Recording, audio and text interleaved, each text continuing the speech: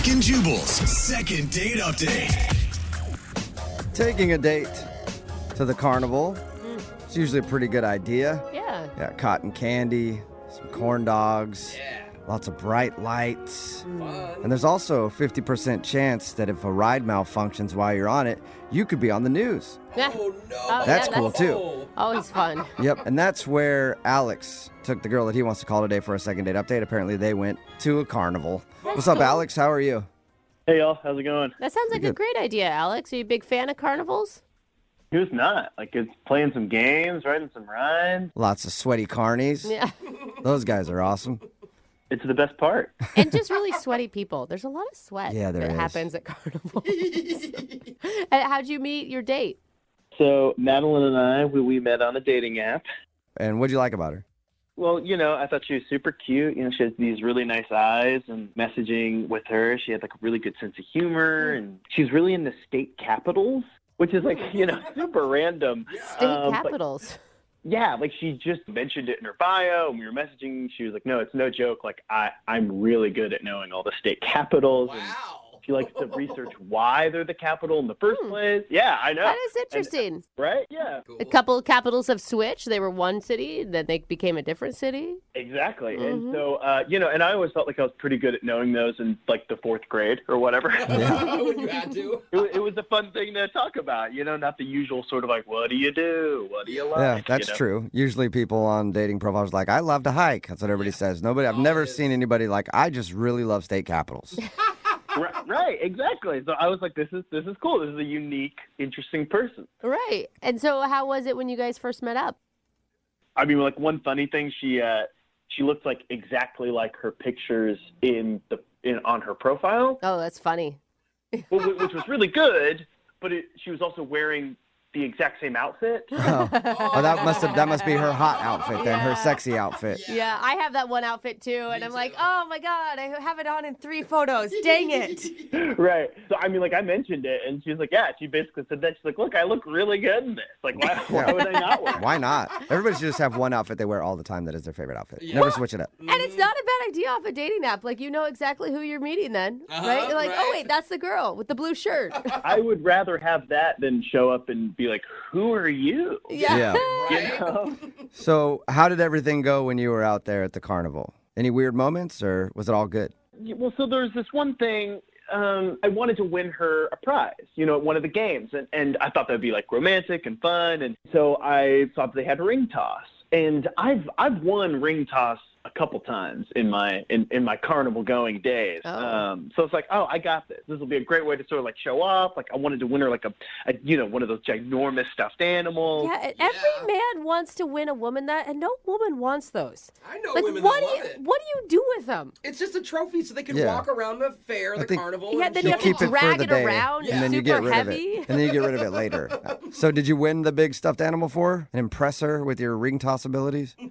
Well, so I started playing, and I was just off my game. I don't know what it was, but I just could not win. How much money did they Oh. suck out of you Yeah. as you were losing? Well, do you want to know the first time or the second time I played? Oh, they got you one of those good. days. They got me, yes, 100%. So, like, I'm spending a lot of time and money, and I'm just getting so frustrated because, like, I should be able to do this. It's so easy.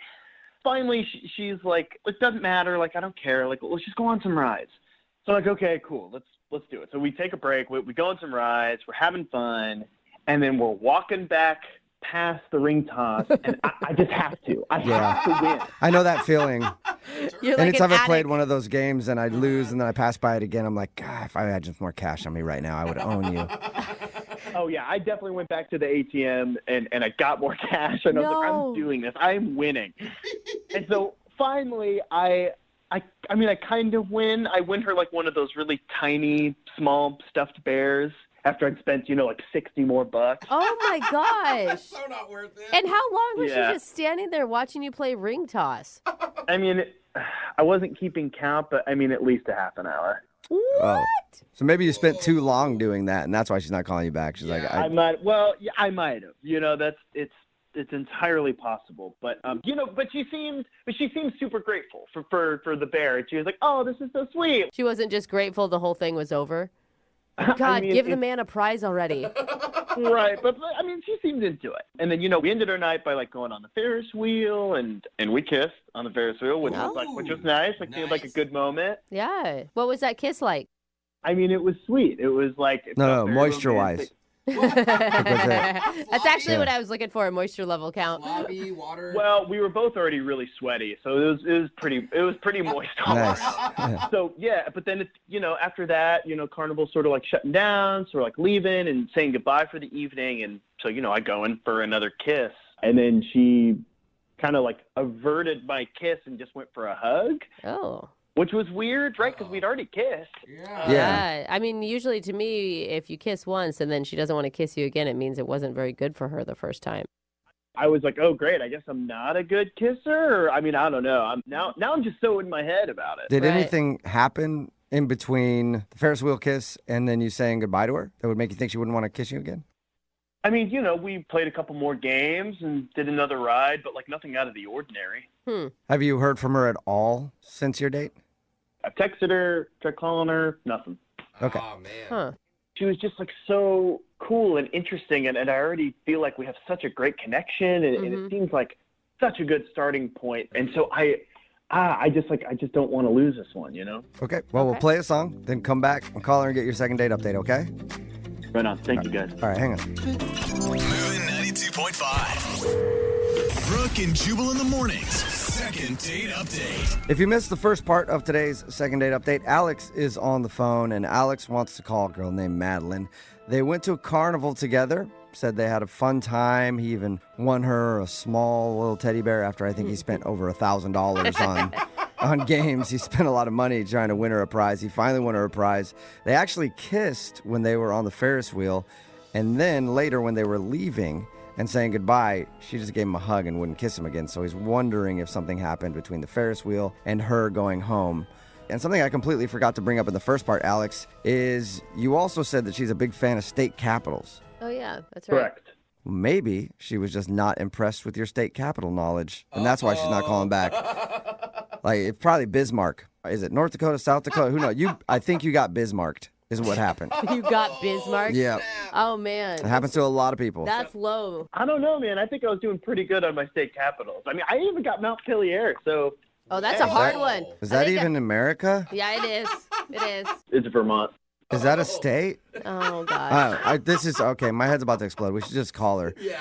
I really hope this works out for you. I'm actually rooting for you on this one because it sounds like you really felt like this girl was special. I really appreciate that. Yeah, I think it'll be fine. It must have been something that happened at the carnival. Like, I don't know. I mean, it must have just been some stupid thing that I wasn't even aware of. And I just feel like if we can get on the same page, it'll totally be fine. Okay, well, we'll see if we can make that happen for you. I'm going to dial her phone number right now. Here we go.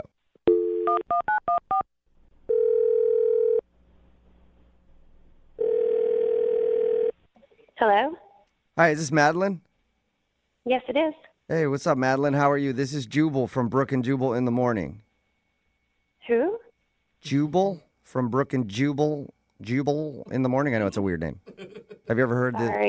Sorry. I don't know it. It's a radio show. Oh, a radio show. Mm-hmm. I'm calling you today, Madeline, because one of our listeners actually emailed us about you. About me? Mm-hmm. Yep. Or why? Well, because you recently went on a date with them, but now you're not calling them back. So have you been on a lot of dates in the last few weeks? I've just been on one. And was that with somebody named Alex? Yeah. To the carnival? How do you know that? Because Alex is the dude that wants us to call you. Why? Because he really liked you. He thought you were really cool and smart and funny and beautiful, and now he's not getting a call back. That's sweet. Yeah. Okay. Well, I just didn't see the point because I don't think that we have a future together. from the way he described your date, everything was great. Yeah, he said that the energy between you two is awesome. He's a great guy. I just, I'm looking for something that's more long-term, and I just didn't see a future with him. Well, how can you judge that based off of one date at the carnival? I don't know. I just know. How long do you need to know somebody before you know if you do or don't want to spend your life with them? I mean, 1 minute. That's I can quick. tell. Just takes me 1 minute. Really Yeah. quick. But I'm a very good judge. Just because I don't want to be around anybody for my whole life. Oh my gosh.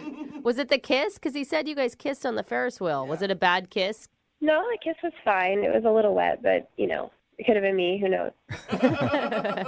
So what was it? Well, I don't know. It's just kind of personal. I don't know if I should say it.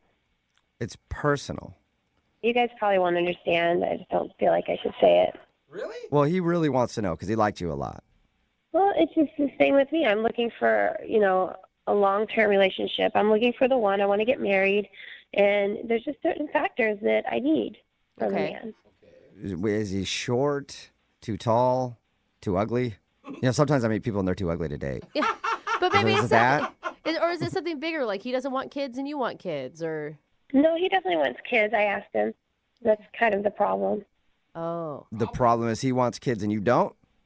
I just really want to have a nice, beautiful family and cute kids.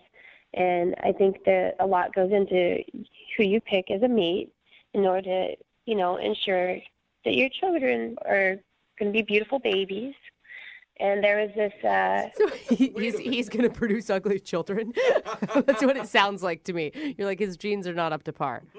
Well, that's kind of the problem. His genetically, he doesn't work for you? Kind of.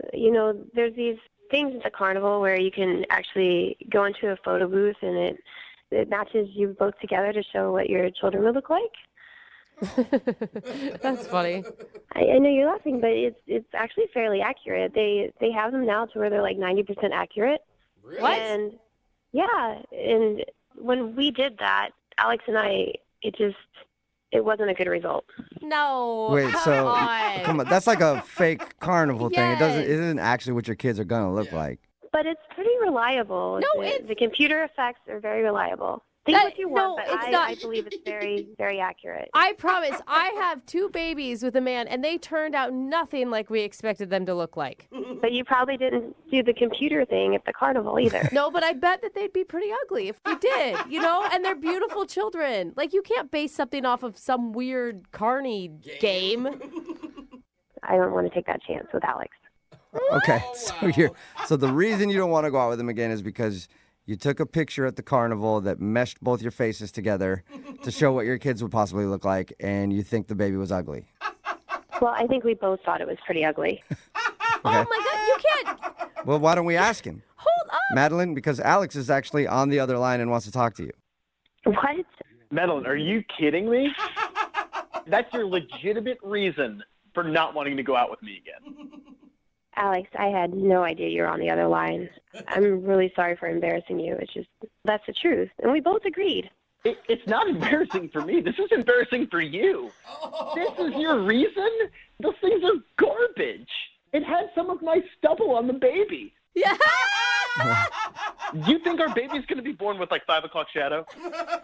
Well, no, of course not. But it still gives us some insight of possibly having an ugly baby. No. What? I've done research on this, and like I said, these photo booths are very accurate these days. They're like 90% accurate. Come on. 10 years ago, it wasn't the same. But now they're very reliable, and there's a good chance that our baby's going to be ugly, and I just don't want to risk it. That's just putting the horse before the cart. We've only been on one date, and we're already talking about whether or not our baby may or may not be ugly. I don't feel like wasting time. Like, why start a relationship with somebody where you already know off the bat that there's a good chance the child's going to be ugly? And I want a long-term relationship. I'm looking for a husband. I want to get married. There's always a chance your baby's going to be ugly. And Madeline, how could you even say, they're 50% your genes. What if you're the one that's contributing the ugly genes? Then you're always going to have an ugly kid. It doesn't matter. When your baby is born, that thing can be literally look like a fish, and you will think it's the most beautiful thing ever. It's just how nature works. You love your own kids. You're supposed to anyway. Yeah, not everybody does. But that's the idea, right, Madeline? And if you're going for just looks, even for your children, I just don't feel like that's very smart. Well, I just think it's very important to give your baby the best future possible. And I want to have an attractive baby. Okay. What are you talking about? And I hear what you're saying about 50% me. That's true. But let me tell you, my ex-boyfriend and I did the same machine, and we actually had a very cute baby come out in the photo. Okay, so it's just how you guys mesh together, and you don't feel like you and Alex would make a good-looking baby because of the carnival picture that you took. Yes, and it made me realize that sometimes you don't know what you have until it's gone.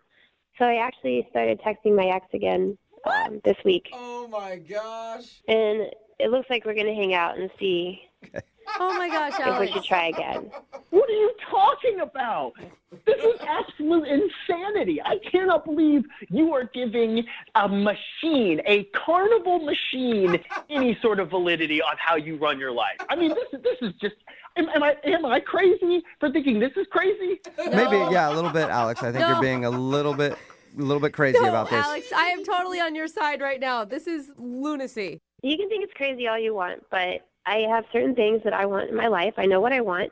And if things go well with my ex, then who knows? I feel like we could really have a better shot at producing a beautiful child than Alex and I. Okay. Well, sounds like you guys are getting along great. So, Madeline, would you like to go on a second date with Alex? We will pay for it.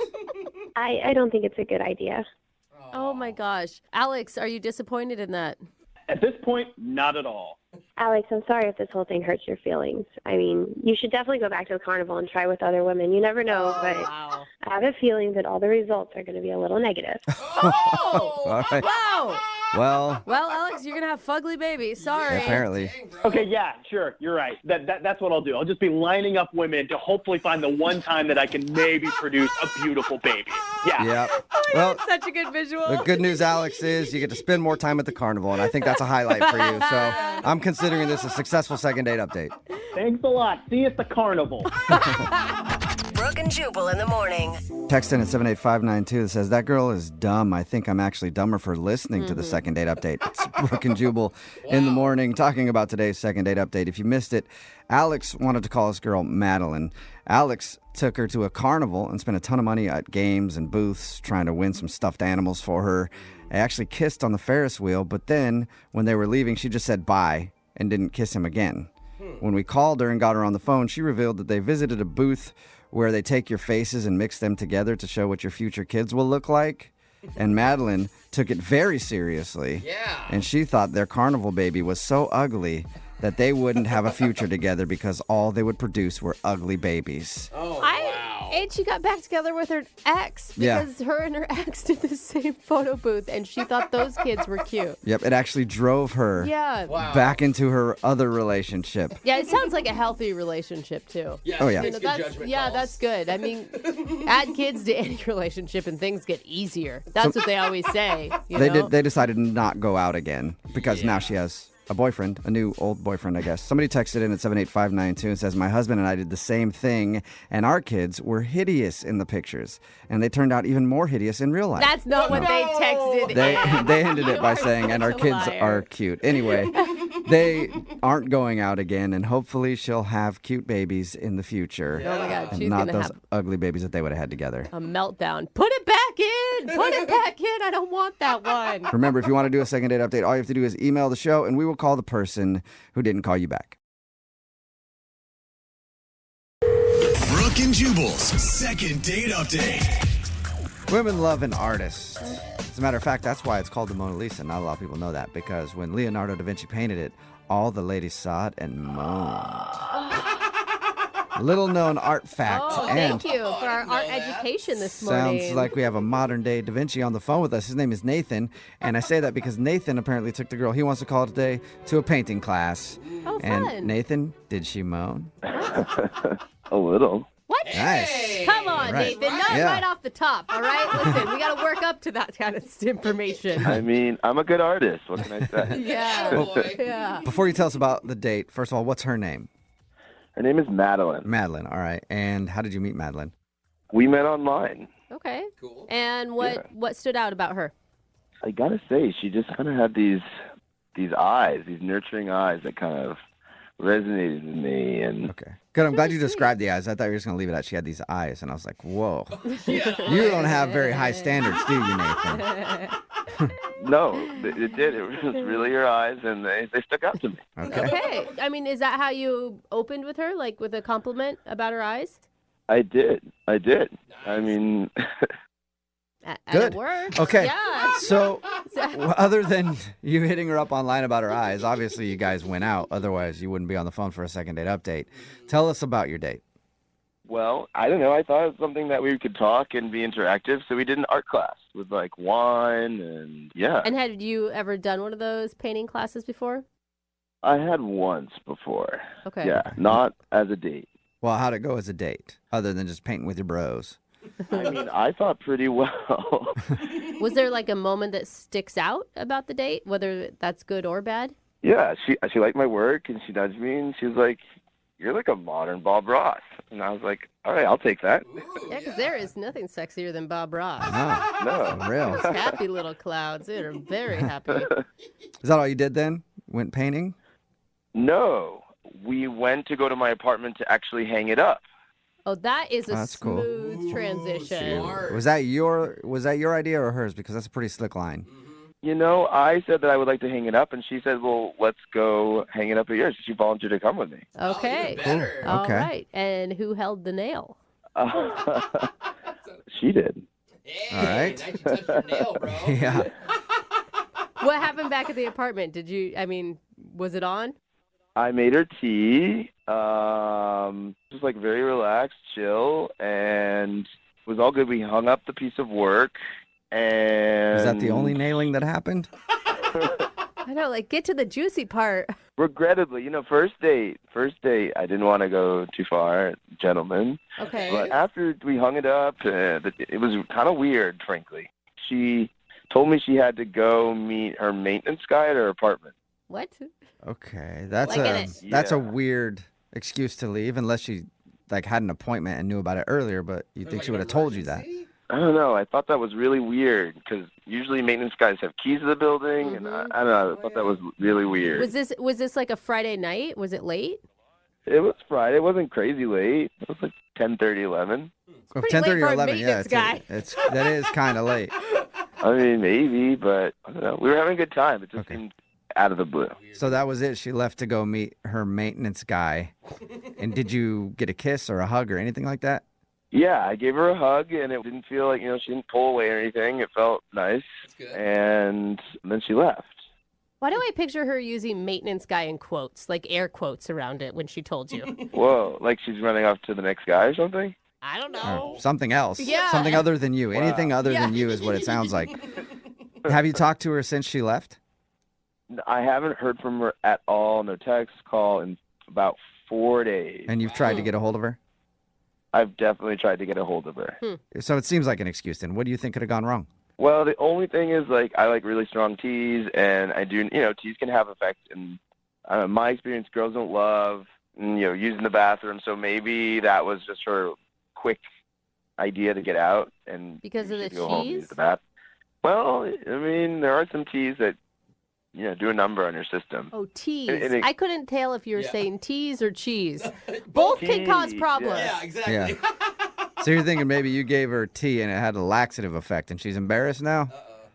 Yes. Okay. All right, well, All right. we'll play a song and then come back and call her and see if that is the reason she's not calling you back, all right? All right, that'd be awesome. Okay, hang on. We'll get your second date update right after this. Moving 92.5. Brooke and Jubal in the mornings. Second date update. Right in the middle of a second date update, and if you're just joining us, Nathan is on the phone, and he wants to call a girl named Madeline. They went out to an art class together and actually went back to his place to hang up the art, and that ends up being all that happened. They literally hung up the art. She had some tea, and then she made probably one of the lamest excuses to get out of a date that we've heard in second date update history. So congratulations, Nathan. You have now made the record books and getting blown off in the worst way possible. Wow. Yeah, I don't know if that's a good thing. Yeah, maybe not. That's an honor. She told Nathan she had to leave at like 10 or 11 o'clock on a Friday night because she had to let a maintenance guy into the building. Even she in her head was like, really? A maintenance guy? That's all I Yeah. could think of? And now Nathan is not getting a call back. All right, Nathan, we're going to try to get her on the phone. Are you ready? I am ready. All right. Be prepared, Nathan, because I have a feeling you did something really wrong that you're very clueless about. All right, well, let's find out. Okay, all right, here we go. I'm going to dial her phone number right now.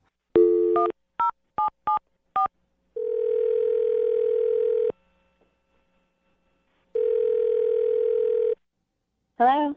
Hi, is this Madeline? Yes? Hey, Madeline, how are you? This is Jubal from the radio show Brooke and Jubal in the Morning. Okay. Okay. How you doing? I'm okay. What's this about?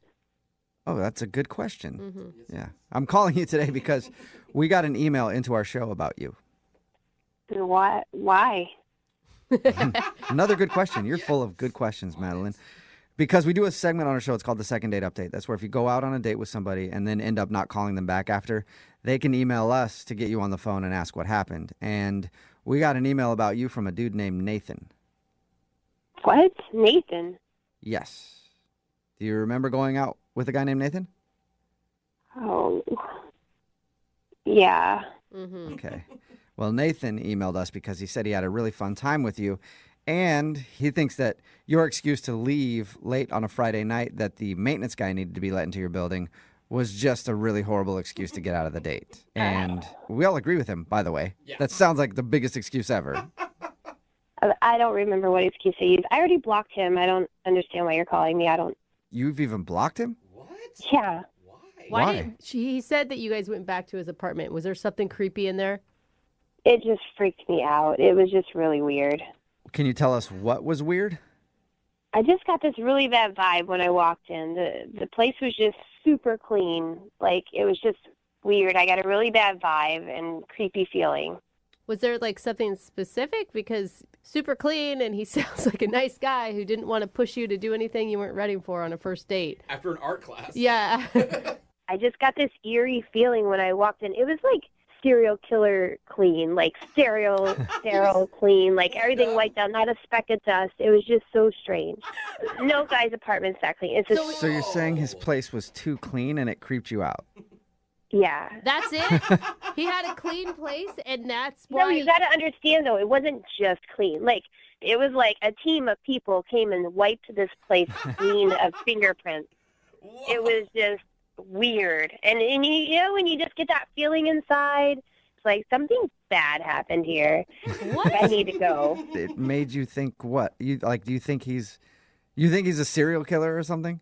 No, I don't know, but I'm just saying it was way too clean, and Something's wrong with that. Maybe he's just, one of those OCD types that really like a clean house. Or maybe he read the decluttering book that everybody reads. And it's not that clean unless you just moved in and took the plastic off of everything. There was nothing out of place. It's like a museum. I think he All sounds right. dreamy. Can he move into my house and improve some things that I've got going on? Go for it. That's on you. Be my guest. I don't want to be anywhere near him. What about on the phone with him? No, I don't even want to talk to him. Oh, that's a shame. Because he's actually on the other line listening right now and wants to talk to you. You're kidding. No, I'm not. Unless he hung up. Nathan, are you still there? I'm here. Oh, my God. Oh, my God. Hi, Madeline. Hi, Nathan. I guess you heard all that. Yeah. I don't see a problem with my apartment being so clean. It might not be a problem. It's unusual, and I'm just not used to that. And so, yeah. Madeline, you're being really nonchalant when you were basically just accusing the guy of scrubbing his house because there was maybe dead bodies earlier in the evening. She didn't know he was on the phone. Wait, but that's what it sounded like. Like you're getting rid of all fingerprints. Nathan, have you killed anyone in your apartment? Be I honest. have not. I'm sorry. I just got a weird vibe when I came in, and Madeline, why would you want to be dirty? Oh. Why would you want that? What? I don't. I'm just saying your place is, like, so clean. It's just freaky. I mean, I have had people comment on how clean it is, but I don't like dirty things. Dirty things really upset me. Whoa. Okay, so Okay, now that did sound a I'm little starting crazy. to get Okay. a little bit on Madeline's Yeah. side now, That was Nathan. kind of creepy. See? I'm not crazy. I don't Nathan, think he meant it like yeah. that, you guys. Did you mean it in the way that it sounded? Because it sounded super creepy the way you said that, Yeah, Nathan. you said upsets you instead of a noise. No, I didn't mean to be creepy. You guys, give this guy, Madeline, I feel like you're missing out on possibly a really good guy because you're making a lot of implications on just a clean house. I can clean my own house. Seriously. Why? I mean, would you rather have a dirty boy? Because I've known dirty boys, and I refuse to be a dirty boy. What? Why is he like? Are you just messing with us now, Nathan? disrespectful. Nathan, are you like doing this on purpose? Doing what? Nothing. Nothing. Yeah, never mind. I mean, I've told you, if dirt is bad, it's the enemy. And if I see dirt, I will get rid of it. I like a clean apartment. Get rid of it? See, guys, what happens if I come in and my shoes are a little dirty or something like that? Like if we did. There will be no dirty shoes in my apartment Whoa. Okay. Okay. because I would ask you to take them off. I just don't like dirty things. Okay. But Nathan, what happens if we're eating and I drop something or spill something or make a mess? Then what? Then we'll clean it up right away. Okay. You're going to get angry at me? I do not get angry. I just clean the dirt. This is so strange. Yeah. Huh. Talk about a neat freak. Yeah, I mean, Nathan, you're obviously passionate about cleaning. Huh. Very. Madeline, listen, if you come over again, I will show you that we can make something dirty together, and then I will clean it up. Okay.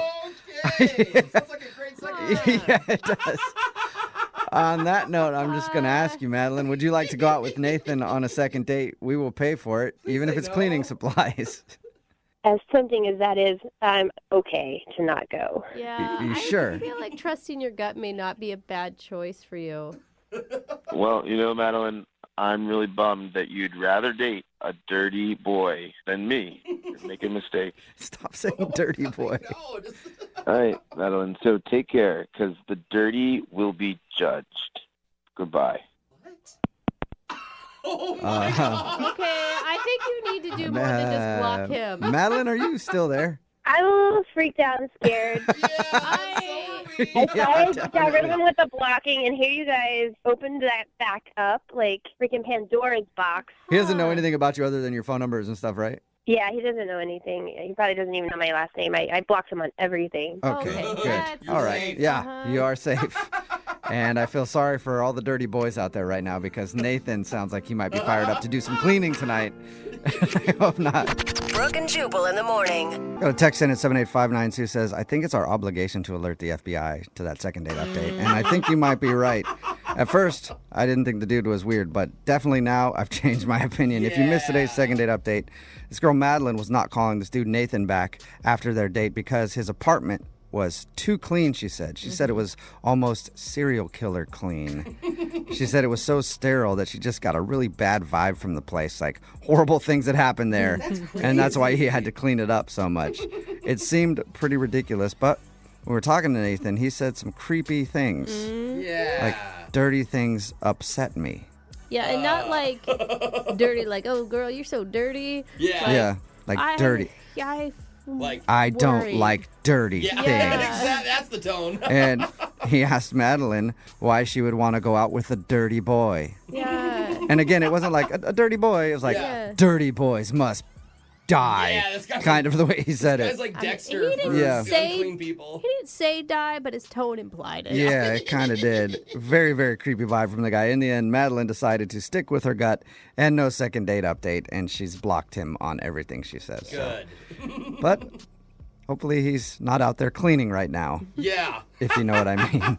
Remember, you want to do a second date update, all you have to do is email the show, and we will call the person who didn't call you back.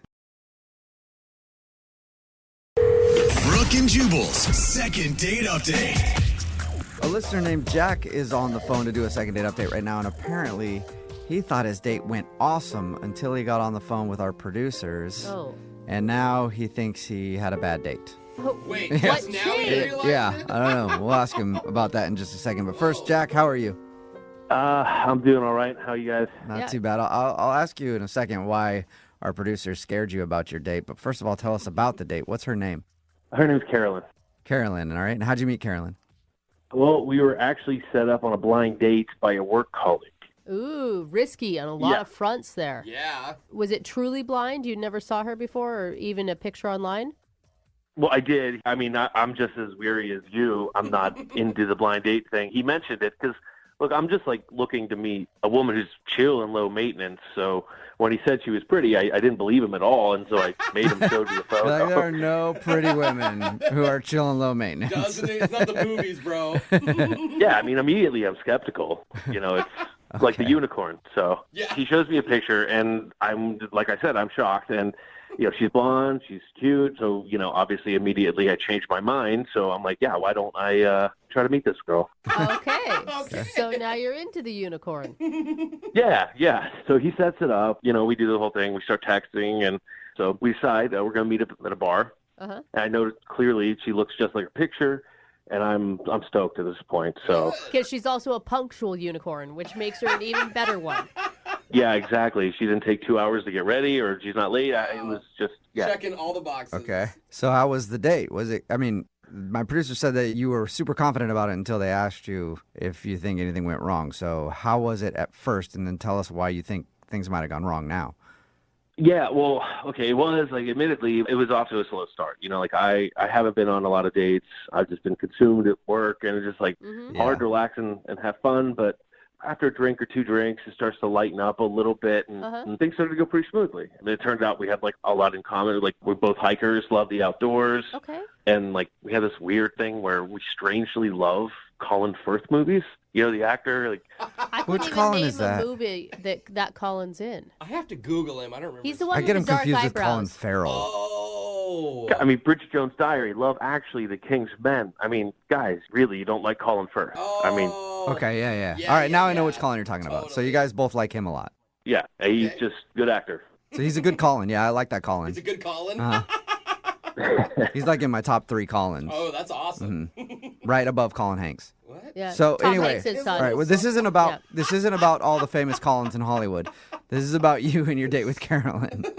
Well, yeah, so we're both digging on Colin, and we're laughing, and it's just a weird fact, you know, like, why do we both like this guy? But anyway, so up until that point, like, I couldn't figure out what was going on. Then I talked to your producer, and there's this one thing I can't shake now that I'm like, oh my God, did this screw everything up? What was it? So a couple times throughout the night, she mentioned, you know, where we're sitting, she's like, oh, it's kind of cold in here. Or like, oh man, I'm cold. And I was like, yeah, it is kind of cold in here. Yeah. But meanwhile, I had this like big jacket, and I never offered to like, Oh. you know, hey, do you like my jacket? You know, and I'm just sat there like totally aloof. Yeah, you're like, oh yeah, that sucks. You're like, I'm Sucks not for cold you. at all. Yeah, I got I'm this huge warm. jacket. I could put it on at any time and be warm. You should have brought a jacket, dummy. Yeah. And I just didn't even think about Oh, it, you know, man. but Yeah. But I mean, is that a reason not to call somebody back if you're having a good time? I mean, like, she did keep hinting it to me like a couple times, and I just didn't pick it up. Like, Yeah. so maybe, I don't know, does she think I'm stupid or just inconsiderate or what? Both? Yeah. I do feel, though, as a woman, if you hint a couple times and it's obviously the dude is not picking up, then it's your responsibility to say, hey, can I borrow your jacket? I'm cold. Yeah, I don't know. Like, maybe it's on her, maybe it is on me, you know, but otherwise the date in general it went really well. I mean, How did it end? so in the middle of the date, she said that eventually she's going to meet up with some friends after this, and it seems legit, like she actually had these plans. So I walked her to the parking lot, and we actually had a kiss. Oh, you did? Yeah. With each other? Well, Yeah. yeah. Yeah. On each other, I know. Whoa, okay. I didn't know if maybe you guys both saw other people and It's started the kissing valet them. or- Yeah. Good question, That's Jubal. good. Yeah. Real good I thought that was a question. hard-hitting question. Solid. Yeah. So you guys We shared a kiss. Okay, There you go. sweet. So you guys kissed each other and now she's not calling you back. Did you try to make plans for another date at the end of it? I sent her a text later that night, and I Yeah. just said, never expected the night to go so well. Great meeting you, and love to see you again. That's a great text. That's a perfect, well and said. you've got nothing back. Nothing. Wow. Have you talked to your buddy who set you guys up on the blind date to begin with? Not really. You know, it's just now because it's a work colleague and it's his friend. It's kind of like, you know, like he said, it's complicated. Well, he set himself up for that drama by trying to play Cupid. So Yeah. I mean, I don't know. But what was it? I mean, is it just like, was I not attractive enough? But when we kissed, so like, I don't know. She seemed like a quality person. I'd like to see her again. Okay, well, we'll play a song and then come back and call her and get your second date update, okay? Cool. All right, man, hang on. Moving 92.5. Brooke and Jubal in the mornings. Second date update. If you're just tuning in for today's second date update, Jack is on the phone, and Jack really would probably rather be calling the famous actor Colin Firth for a second date because apparently he loves Colin Firth a lot. But Jack, bad news. Colin Firth is married. I just looked him up on IMDb. Hey, I respect that. Yeah, okay. All right, well, respect his acting and his marriage, please, okay? Absolutely. So instead, we're going to call Carolyn. Jack went out with a girl named Carolyn. He actually met her through a colleague of his. It was kind of a blind date.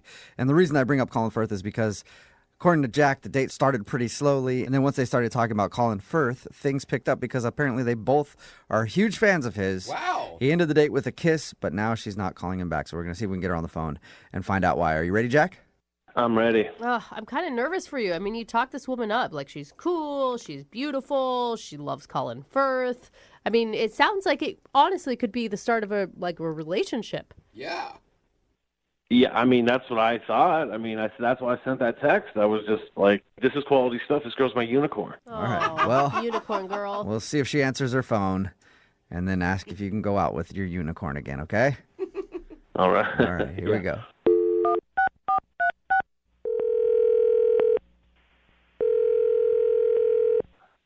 Hello?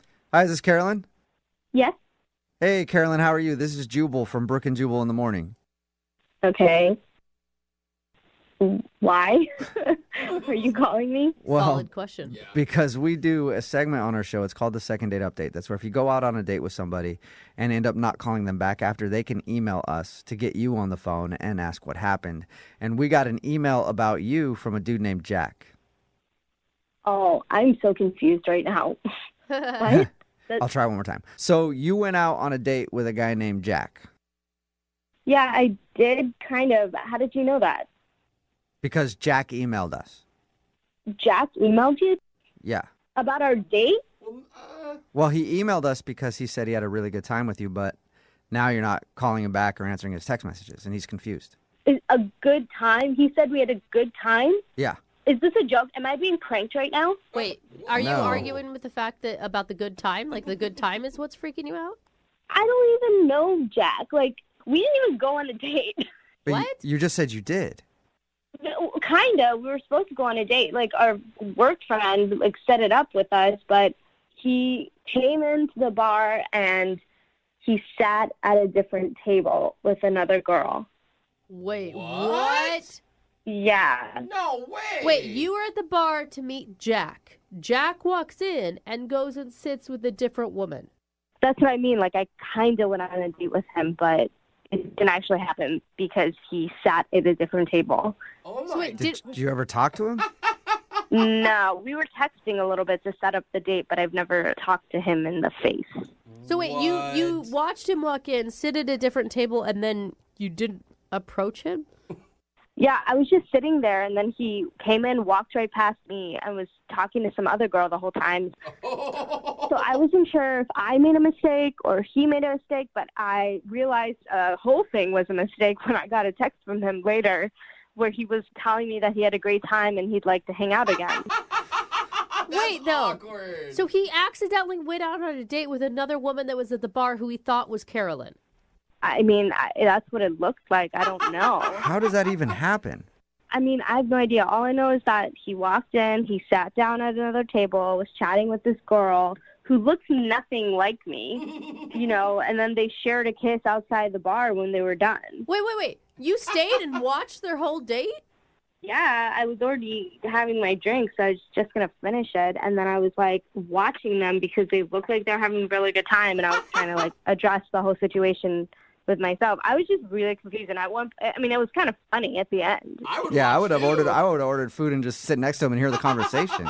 Yeah, I was just, like, really slowly sipping my drink because I didn't know what was happening. Well, and like, in an entire evening, why did you never go up and tell him that you were Carolyn? I mean, he looked like he was having a good time with that girl. And, you know, if somebody makes a stupid mistake like that, like, I really don't want to, like, talk to them or go on a date with them. So it was almost like a blessing in disguise because, like, how do you make a mistake like that? Like, did he never ask her if her name was Carolyn? Like, I don't understand. Right. Well, I and wonder if does her the name woman was not- Carolyn. Like, what are the chances of her name being Carolyn? No way. Does she look kind of like you at all? We had the same color hair, blonde, but, you know, I honestly think I'm a little bit prettier than her. And I don't I know that sounds bad, but like I am. And how does she sit through a whole date being called Carolyn? Yeah, we needed to talk to Jack to figure it out. Yeah. Good luck figuring it out. I don't know him, and I know that he didn't go out with me, so that's going to be a hard one to crack. Well, you want to hang on and figure out what happened because he's actually on the other line listening and wants to talk to you. Oh, Or the other my person. God. Are you serious? Yeah. Jack, are you there still? Yeah. Explain. Yeah. What? I don't know if he You're gets you're it. joking, right? Like, Carolyn, you're messing with me. No, I'm not, Jack. Nice to meet you, by the way. What in the world? Who did I go out? I don't know. You kissed I her. don't- I'm sure you said her name at some point. Did you tell her your name? I don't think I ever. I just slipped in and just said hi. Really nice to meet you finally, and then we just started talking. I thought I was on a date with you. I'm just like really concerned about that girl now. So wait, how long was your date with non-Carolyn? Well, not that long because she said she had to go meet friends. I mean, like, an hour. An hour. So you sat for an hour with someone who you thought was Carolyn. Did you ever talk about your buddy who set you up? No, I mean, I even slipped it in there real quick just to make conversation, and she just looked at me kind of funny, so I just moved on. Oh, well. That is so crazy. Yeah, I mean, you must have seen a picture of me before. The only picture I saw was he showed me a group photo. So, like, it wasn't, like, super close, so there's, like, a bunch of people in the photo. I just knew you were about, like, 5'6", and had blonde hair. God. And the girl I sat down with, she was about 5'6", had blonde hair, very nice, and I had a nice time with her. I mean, you seem like you're describing a lot of girls who look the same way. I mean, well, why didn't you say anything if you knew I was walked into the wrong... Honestly, it was probably one of the funniest things I've ever seen in my life, and I was kind of just enjoying it from afar. And I thought, maybe you would have figured it out since you were talking and laughing and having a great time, that you would realize, oh, this is not the person. But, I mean, at that point, I was just watching a TV show because you looked really dumb. What? Carolyn, are you mad at him? No, I mean, I don't know him. Like, I don't care. You don't know him well enough to be mad at him. Yeah, I don't know who Jack is. Like, we texted a few times just to find a bar to go to. Listen, Caroline, like, I'm seriously, like, I feel dumb, but I am so sorry this happened. Like, that was definitely not my intention in any way. You catfished yourself. He did. He did. But it worked out because the girl and you really clicked. No, he truly catfished himself. He can't get a hold of the real person now. Jack, so you didn't know this woman that you were talking to, and you made out at the end of your date, and she didn't, go, here's my number? No, she just said she had to meet up with other friends, and we kissed, and I didn't say anything. And So she just thought she was just some random dude came out and started hitting on her. She's like, I'll probably make out with him and then go hang out with my friends, I guess. Either that or Yeah. she thought she was meeting a date. I mean, you could easily go to meet somebody from Tinder and then somebody shows up and it's not the same person. You just figure you'll hit them back up on Tinder. That's true, too. Huh. Wow. How are we mystery. going to find her? That's what I'm most... Hopefully she's listening right now. Wait, do you want to go out with the real Carolyn or are you more interested in fake Carolyn? I mean, I feel like I kind of owe real Carolyn an honest date. I mean, Real Carolyn. do you like Colin Firth movies, Carolyn? That's important. You can figure that out, Carolyn. If you go out with Jack on an actual date, we'll pay for it. Would you like to go out with Jack on a first date, and really hang out with him? We'll pay for your date. Honestly, I don't know if I want to go out with him. Oh. Really? I think I would rather help him find fake Carolyn. Yes, find her. He called her his unicorn. Yeah, you did. I mean, That's really sweet to say. I bet you'd love that. Well, do you want to get together and hang out and help him find that girl somehow? Be a wingman. I mean, I didn't really see her other than the fact we have the same color hair and she's not that pretty as me. Oh. But all right. We don't need to insult her. Dude, you guys need to go back to the bar and question the wait staff. I mean, she was there before you. Maybe she used a credit card. Maybe there's a name. There's a paper trail. There's something. Oh, jeez. This sounded like a lot of work. Oh, God, So he Jack. doesn't want to find his unicorn that bad. What? Okay. What do you want here, Jack? Do you want to try to find the other girl, or do you want to see if Carolyn will actually go out with you? Well, Carolyn, what do you say we go back to the bar and we can do a little investigation together, and maybe that counts as a little bit of both. Yeah. yeah, no. Oh, come on. So I no? like the idea. You make bad life choices as far as I can tell. Is that a solid no on a date then? That's a solid no. Okay. Oh, no, okay. Well, I'm sorry, Jack. Maybe somebody out there is listening that made out with a random dude at a bar who sat down at your table. Text in if Text you in are. 78592. Other than that, Jack, I don't know how we can help you. Well, you tried. If anybody, my unicorns out there listening to me, fake Carolyn, please come back to me. Yeah, all right. Fake Carolyn, if you're out there, hit up Jack. Brooke and Jubal in the morning. Got a text in at 78592 says now everybody listening wants to help find the fake Caroline. Yeah. Talking about today's second date update. If you missed it, this dude Jack wanted to call Caroline. He thought she was great. They bonded over Colin Firth. But the thing is, it was a blind date. And he didn't go on a date with the right person because we called Caroline, the one that he was supposed to meet up with. She said that she was at the bar waiting for him, and he walked right past her and sat down with another woman. And he had no idea. I guess they kind of looked similar. And she ended up silently watching him from a few chairs away on his date with somebody that he didn't even know that he thought was Caroline.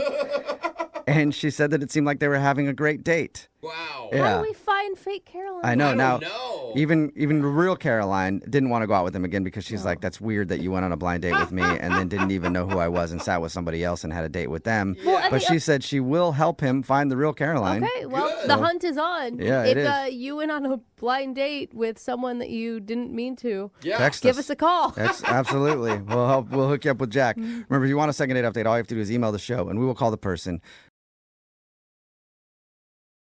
Brooke and Jubal in the mornings. Second date update.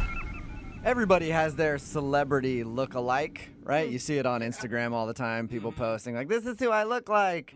I had a longtime girlfriend that said she looked like Giselle.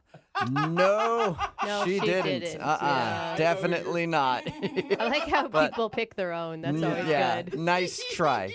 Anyway, the guy on the phone today says he usually does pretty good in the dating department because he looks like Joe Manganiello. You know who that is? Oh my God, yeah, I know He's who in- that is. Take your shirt off now, I please. remember the name. but He's been in the Magic Mike movies. Oh, He's- yeah. He was engaged, or I don't know if they ended up getting married to Sofia Vergara. Yeah, they're married. Yeah. He's married to Sofia Vergara. So anyway, this guy says that he looks like him. I don't know Stud. if that does anything for anybody, but here Yeah, you go. it Hey, did. what's up, Kevin? How are you? Good, good. Good. So do you actually look like Joe Manganiello, or you just think you do, and all your friends laugh at you behind your back? I mean, they might laugh behind my back, but a lot of women tell me that I do look like him. So Okay, and if they do laugh behind my back, well, I'm the one bringing home the babes. the babe. All right. So you're bringing home the babes, except for one who you want to call today for a second date update. What's her name? Her name is April. April. And did she say anything about your doppelganger? Well, she didn't have to. It's on my dating profile. Oh, God. So do you have did pictures not. of him and of you on your profile, or just you, and you say you look like him? Well, I have the pictures of him just so, so people All right. know I'm not full of it. Okay. Well, I mean, it Oh my obviously gosh. impressed her because you guys went out, right? Yeah. I Okay. can't believe that works on a dating profile. Well, you put up a number of pictures, so, I put some pictures of him so they can see I'm not, So a lot of times people don't recognize just the name, but once they see this picture, they know who, And then they're like, oh, that is, okay, he does look like the guy from Magic Mike, so I'll go out with him because I really liked that movie. Like, Yeah. Maybe. I'm not going to complain if that's the case. yeah, whatever works for you, man. So what did you guys do when you went out? We actually we had a comedy club. We had a good time. Nice. That's a good. Did you drink heavily, or did you guys keep it pretty mellow? I had a few drinks, a couple of shots, and a beer or two, and she had her wine. A typical comedy Okay. club. Yeah, so overall, how do you think it went? I thought everything went great. What I normally do is I take women to comedy clubs because the beauty of it is that the comics do all the job for you. They get them in a good mood. They get them laughing, and that's it. And then after that, most of the times, they're ready to put out. So, All right, so, and you don't have to do much work for it. all right, so you take them to comedy clubs so they laugh and they're in a good mood, and most likely they will hook up with you after. Well, yeah, because then the date went great and you did minimal effort. And so because they laugh, they're like, I'm with this guy. He must be funny because I've been laughing the whole time, and you don't have to actually tell a joke. Exactly. I mean, Wow. I created that whole date, that whole time. Whether it was me who made her laugh or not, it doesn't matter. It was the fact that they have a good time while being with me. You know, I'm not gonna lie. You sound kind of slimy, man. Like your whole goal of the date is to hook up at the end, and you have like a routine for all the women that you go out with. But how is that slimy? Don't you go out on dates to try to hook up with somebody or meet somebody that you're going to eventually hook up with? Yeah, but I go out on dates to get to know people, not for the end being of just getting naked with them that evening. But we do get to know each other. That's part of it. It just depends how well you get to know each Well, other. as long as you're honest and you're finding women who are also with the same goal. That's the whole goal of dating, to eventually meet somebody you're going to be checking up with for Yeah. a while. True, man. But it doesn't look like it worked out in this instance, right? Or did it? No, it didn't really work out. At the end, all I got was a hug and a kiss. I mean, the only thing I can think of is perhaps I was being too smooth, and she's, she's used to dating idiots. I mean, she said so herself. Okay. But you were too smooth is your analysis of the date. Well, yeah, I mean, it could be that, or it could be that she's just not used to going out with somebody like me. I mean, like I said, I look like Joe Manganiello, and I do get a lot of attention. I mean, we're out, people are doing double takes, especially a lot of women. And then, of course, I look back at them. Maybe, she felt intimidated. It's very I possible. see, yeah. I'm kind of intimidated talking to you, Yeah. honestly. It wouldn't be the first time. Is this unusual for you not to take a woman back to your place after a date? It is. It is. I mean, usually, at least, at the very minimum, if I don't take them back to my place, I get to second base or something. Okay. At the very minimum. But none of that happened. Like I said, it was a kiss on the cheek and a hug and a thank you, and there I am thinking I want my money back or something. I'm like, So do you want to call her to try to go out with her again, or do you want to ask for your money back? no, I mean, I actually liked her, so I was, I've been texting her and calling her, but she's not returning my calls or texts. Is it only because she denied you that you want to call her? I mean, I'm not gonna lie, it was definitely part of it, but I would love to go out with her again. After we had a great time, maybe we can do something else. I don't know, take her to the circus or something. The circus? The circus. Another good mood date setter? You enjoy taking people out to shows. Yeah. Well, we'll play a song, come back, call her, and get your second date update, okay? All right. All right, hang on. Moving 92.5. Brooke and Jubal in the mornings. Second date update. We're right in the middle of a second date update, and if you're just joining us, Kevin is on the phone. He wants to call a girl named April. They went out to a comedy club on their first date, and Kevin says that he likes to take girls to comedy clubs for dates because the comics do all the work for him, make her laugh, get her all in a good mood, and it usually seals the deal after. Smart, man. Yeah. Have you ever thought, you said you were probably too smooth on the date, and that could be one of the factors that turned her away. Have you ever thought that maybe you should drop all of that and just be yourself? I don't understand the question. I mean, I am being myself. I'm just the way I am. I'm very smooth. You can't help I'm it. sorry, I don't mean to be a hater. My bad. Hey, Casanova is in your genes, man. What are you going to do, right? Exactly. I really don't think I'm doing something that is not normal. It's just the way I am. I mean, I have a great personality. What can I tell you? It's so good that you have to go to comedy shows so that people can make your date laugh. Right, because it's the smart way to do things. All right. It's easier. I'm going to dial. Smooth, not funny. Yeah. I'm going to dial her phone number right now, man. Here we go. All right, great.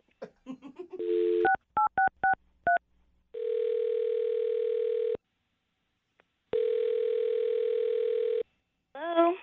Hi, I was looking for April. Yeah, this is she.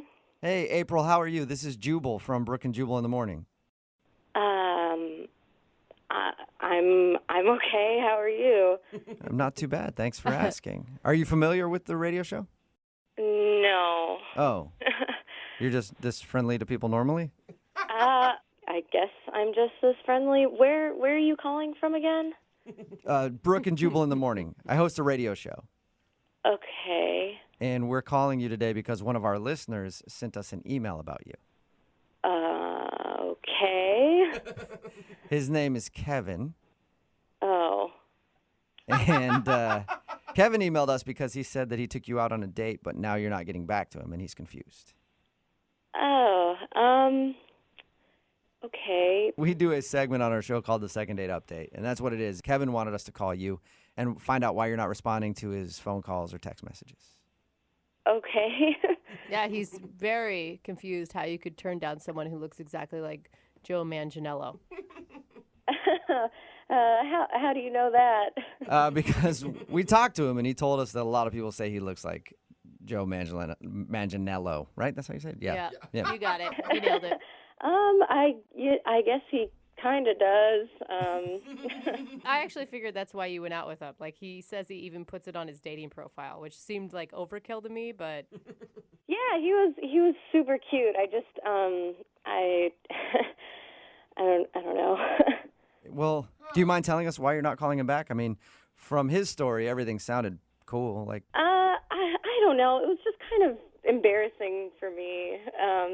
Really? He didn't describe anything that would have been embarrassing. Like, Well, the comedy show was kind of interesting. was it not funny or something? No, the performers were funny. That was fine. I guess they kind of called him out at one point.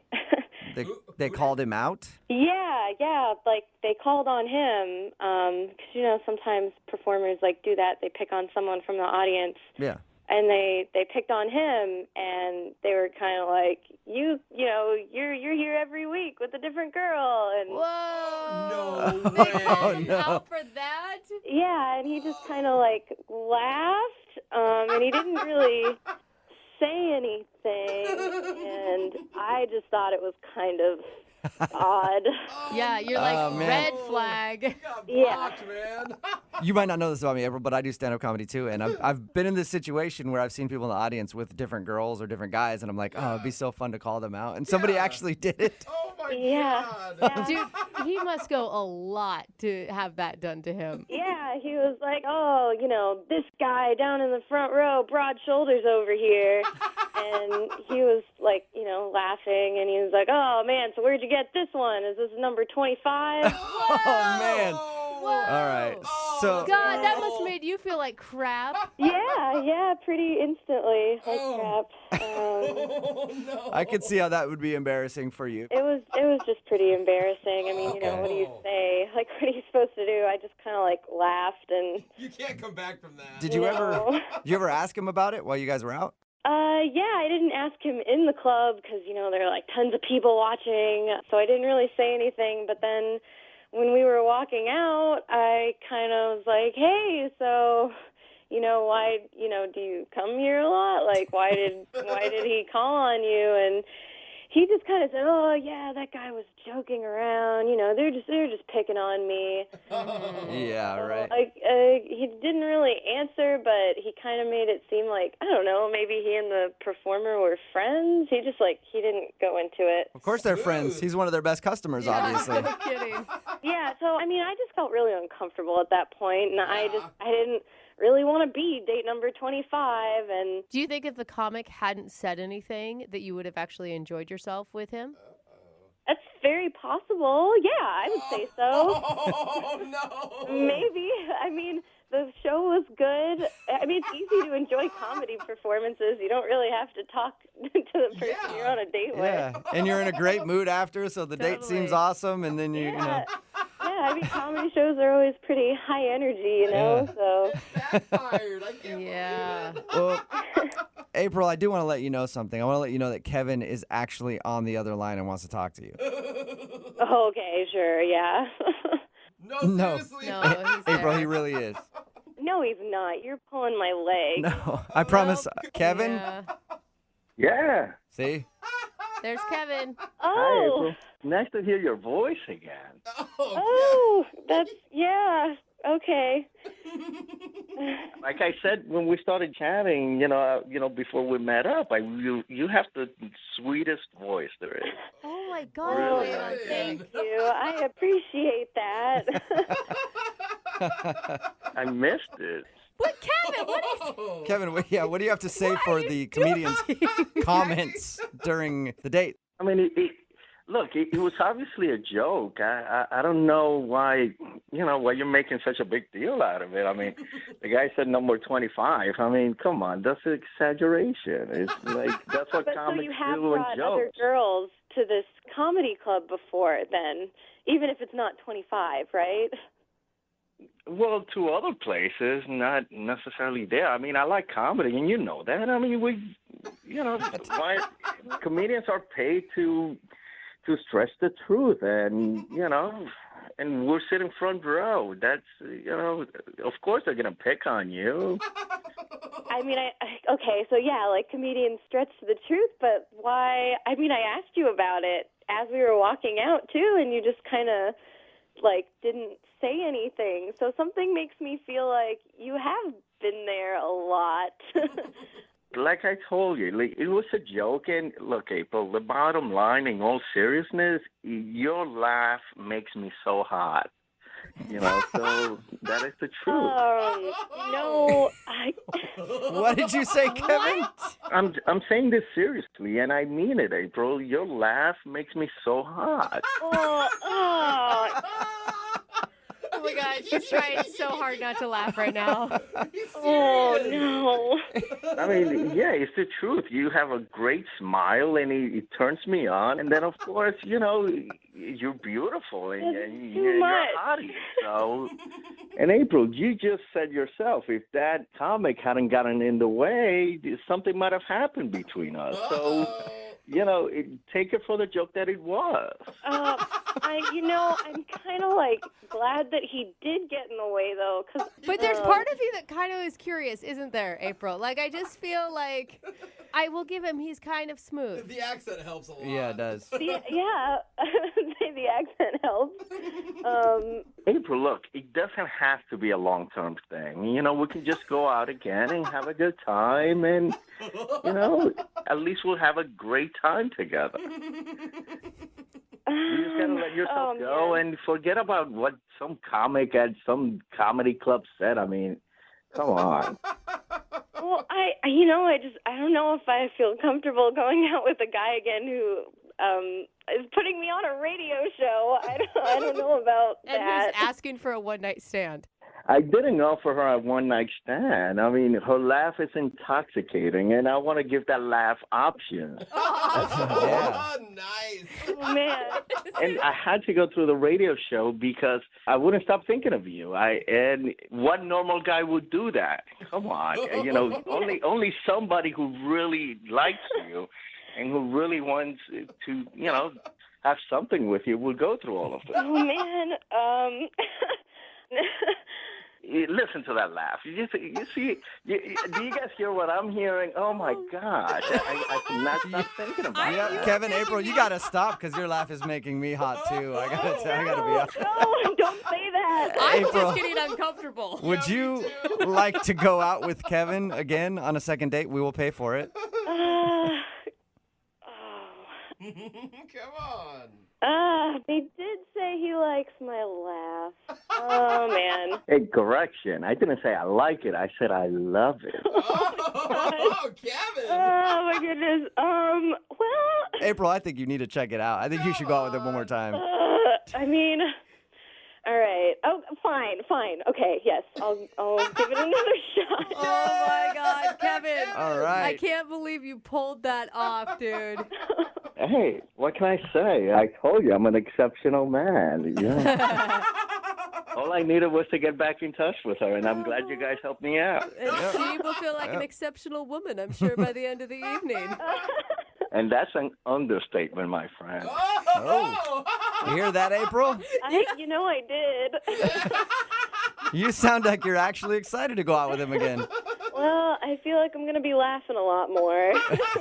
You'll be making all kinds of sounds by the end of the night. Trust me.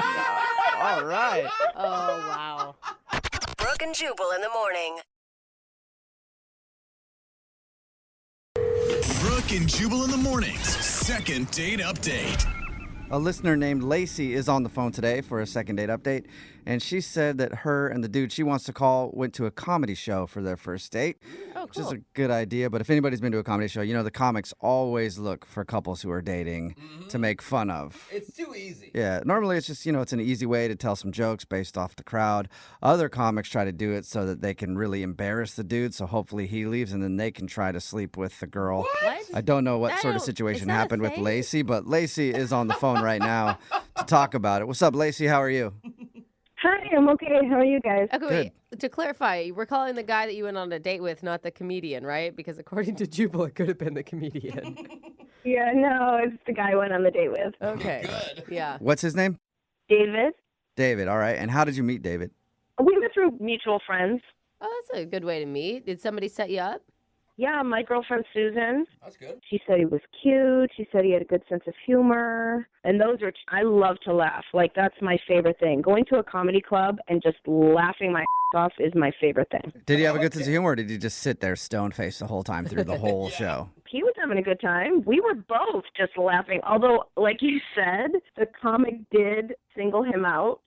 All right. No. And was it uncomfortable, or? He was a good sport about it. That's good. He found out that we were on a date. It was our first date. He's like, dude, she's way too hot for you. But he was a really good sport about it. So everybody's laughing and having a great time during the comedy club. How did that end? So we're at the comedy club. We mainly were just, enjoying the show and laughing. We didn't really get a chance to get to know each other that much. So we decided to go to this bar that I know. And, we had a bite to eat. And that's where we got to really talk. And Yeah, because you can't really talk while there's a live show going on. Yeah. Or you You can, could get and kicked you're out, just you really bet. rude. Yeah.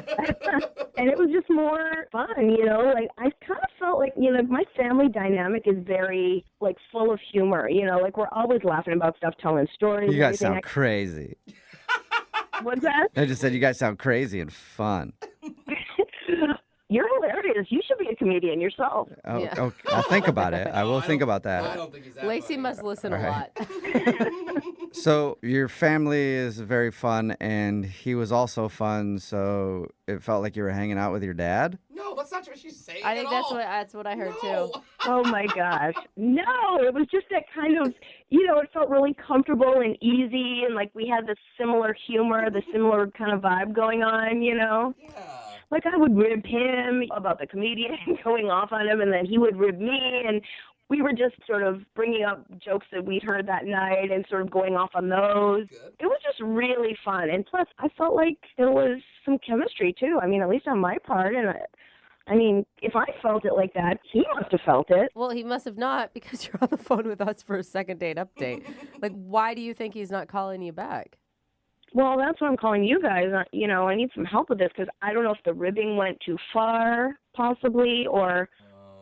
he could be just playing the field. Maybe he's dating a lot of other people. I don't know. How did everything end with you guys? Did you get a kiss, maybe slip on a banana peel, sit on a whoopee cushion? Classic.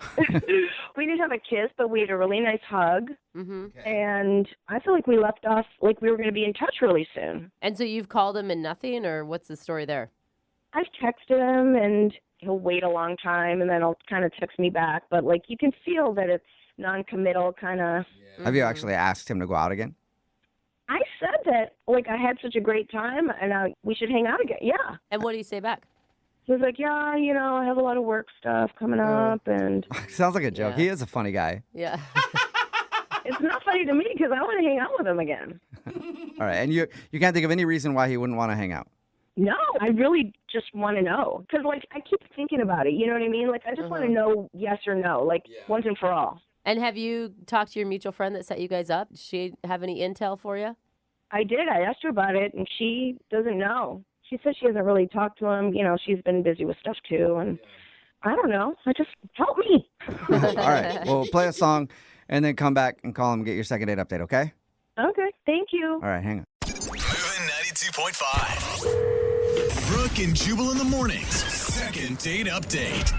When you think of some of the greatest comedy duos of all time, you instantly think of people like Abbott and Costello, Laurel and Hardy, Kim and Chloe, and of course, you can't forget Lacey and David. Oh, yeah. Yep, the comedy duo that stole our hearts, but now they're not performing together anymore after man, one man. date. Oh. If you missed the first part of today's second date update, Lacey is on the phone. She went out with the dude named David to a comedy show. After the comedy show, they hung out at another bar, and apparently the evening was full of laughs and fun. But now he's not calling her back, and she doesn't know why. The only thing that she can think is maybe a little too much joking around, not enough serious conversation. All right, Lacey, are you about ready to give him a call and see why he's not wanting to go out with you again? Yeah, let's do it. And you had said that the comedian had really gone after him for dating out of his league, that you were way hotter. You didn't continue that joke for too long, did you? We totally were ribbing on each other, yeah. I mean, I did, but he seemed to enjoy it. We were laughing a lot. Yeah, I'm just wondering if at some point it came across as okay, now she's vain. Now she's just full of herself. I mean, obviously that's not what you meant, but... I mean, I brought it up later, but we didn't dwell on that for too long. It was just playful joking. Right. Okay, cool. Well, hopefully we can get you a second date because I want to see you guys back on stage again, yucking it up, Me too. All right, here we go. I'm going to dial his number.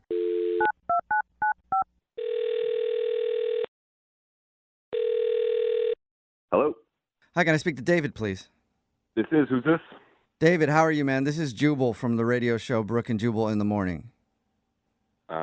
Well, I didn't enter a contest or anything, so I didn't put my business card in. Okay, well, cool, because I'm not calling about that anyway. The reason I'm calling you today is because we actually got an email about you from one of our listeners. You're calling me, man. I'm not even sure if you got the right guy. Yeah, well, did you go out to a comedy show with a girl named Lacey the other day? Yes, that did happen, but I don't know. Then you're the David that I was looking for. We do a segment on our show. It's called the Second Date Update. It's where if you go out on a date with somebody and then end up not wanting to see them again after that date, they can email us to get you on the phone and ask why. So Lacey emailed us and said that she's been trying to set up a second date, but it seems like you don't want to see her. Wow. Yeah. I mean, I guess if I wanted to set up another date, she's texted me, I would have set up a date by now. So you don't want to go out with her again? Yeah, we just didn't hit it off. You know what I mean? I'm not sure why she's making a big deal of it, getting you guys involved here. But yeah, we just didn't. Well, I think it's because she really wants to see you again. She thought you had a great time. She said you guys were laughing a bunch. Man, it didn't work out. We weren't vibing. Really? It's just always surprising, because the way she describes it is you guys clicked and you were having a great time and you were laughing at each other and you were making fun of each other. Her description is she seriously could not figure out why you would not be interested. Yeah, that's a definitely interesting take on. What did she say? We were laughing at each other? Yeah. Yeah, you guys are joking around. Making fun of each other, ribbing on each other a little bit, back and forth. Yeah, not so much. I think it was probably maybe a little more one-sided than she realized. Okay. Oh, really? So, all right. Well, what was your perception of the date then? Obviously, you didn't like her joking, or? Well, you can only be called uggo, or I think she called me lumpy several times too. Whoa! I get ribbing and goofing and poking fun, but when you're just straight up looking across from somebody you've only known for a couple hours and you're just lacing into them, making fun of how they look. Well, she wouldn't stop ripping on your looks. Was that because the comic that you saw was saying that she was out of your league? I don't even kid you. That's a comedy show. I Right. get it. We got sat down in the front. I understand you're fair game. They can see and rib on you. I get that. Yeah. But when you go to hang out with somebody, you shouldn't have to. She was almost pointing and laughing like a school kid. No. Do you think that maybe you were being a little extra sensitive? Because she obviously was attracted to you. I mean, she said that you're amazing and you're cute and you're funny. Yeah, like I said, she was calling me weird nicknames, making fun of my looks more than she said my actual name. So if she said we were going back and forth, it was more or less I was trying to ask a question to steer the conversation to somewhere that wasn't making fun of me. And then she would just come back with Nice question for someone who's so ugly. Dude, pretty much, man. Pretty much. She even said, "There's only one thing wrong with your face. I have to look at it." Ha ha ha ha. Oh my God. That's not even funny. It's not even Oh, funny. you guys. I mean, it was kind of funny, but Yeah, but I don't know. Not on a date, I guess. Yeah. It sounds like you were just getting bullied on your date, Really, basically. Yeah, and I wasn't trying to, call her no names or freak out or anything. I got so fed up, I just wanted to get out of there. It wasn't even worth it. Oh my gosh, you pumpkin head. Come on, you can't take a joke. Pumpkinhead, is that what you said? What's going on? David, that's Lacey. She's actually on the other line listening and wants to talk to you. Pumpkinhead. Pumpkinhead. So you guys are just going to rip on me too? That's the whole thing? I'm not going to. no, Lacey no. wants to talk to you. That's the whole point. She wanted us to call you so that she could connect with you since you won't take her phone call. Unbelievable. Sorry. You know I'm just joking around. Come on. I don't really remember laughing when we were at the bar. I remember you doing that because you were making fun of me. You totally were laughing. What are you talking about? All right, so if I just called you like snaggletooth horse mouth all night, that'd be good, right? Just saying you got a big old horse teeth and a snaggly gray tooth on the bottom there. That's okay. Yeah, I love it. Oh my God. It's cracking her up, David. I think she actually is pretty good with that, David. Lacey, I wasn't trying to make you laugh. I was using that as an example because it doesn't feel good when somebody makes fun of you all the time. See, I was feeling just so comfortable with you because that's what my family does. Like, we love each other so much, and we're always just making fun of each other and joking back and forth, and I felt so comfortable with you. That's what I thought we were doing.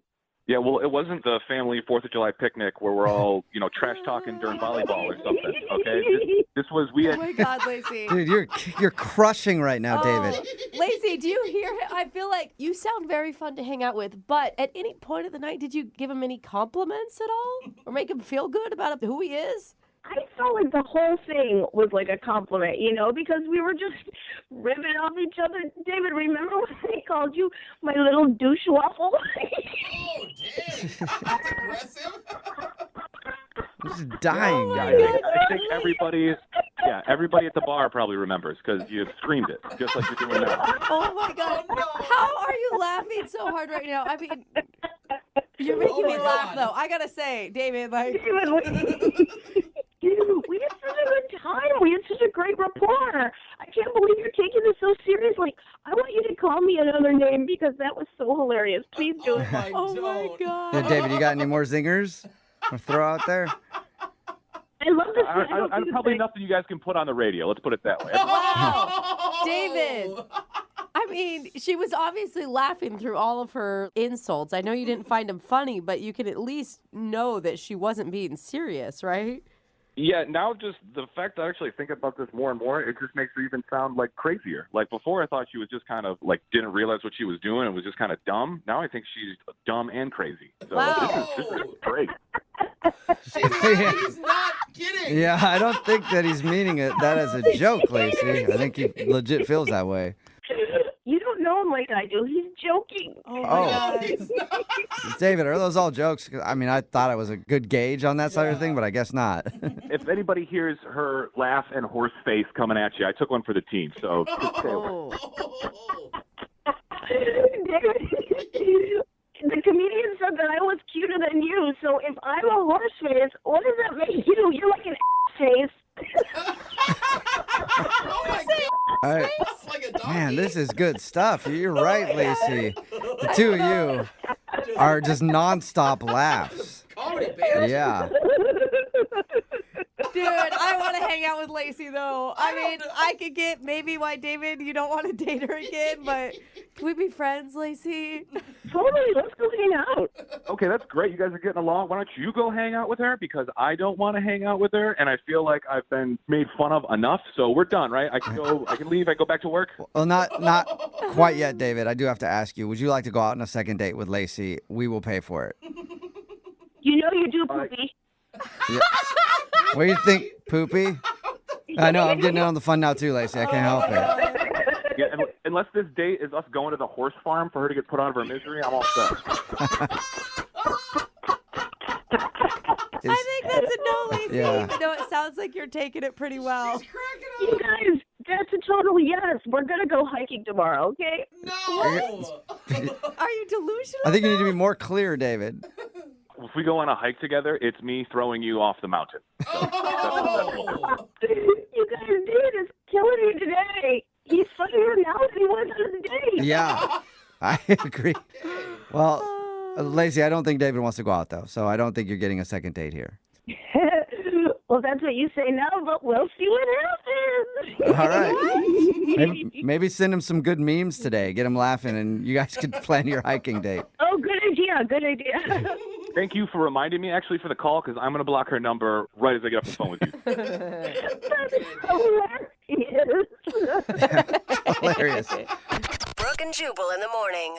It's time for your second date update. It's Brooke and Jubal in the morning, and Today's second date update sounds like it should be on a police blotter somewhere. Really? Crime was committed, blood was spilled, and the cops were almost called. Wow. But through it all, a seed of romance was planted. Could it be the start of an incredible love story?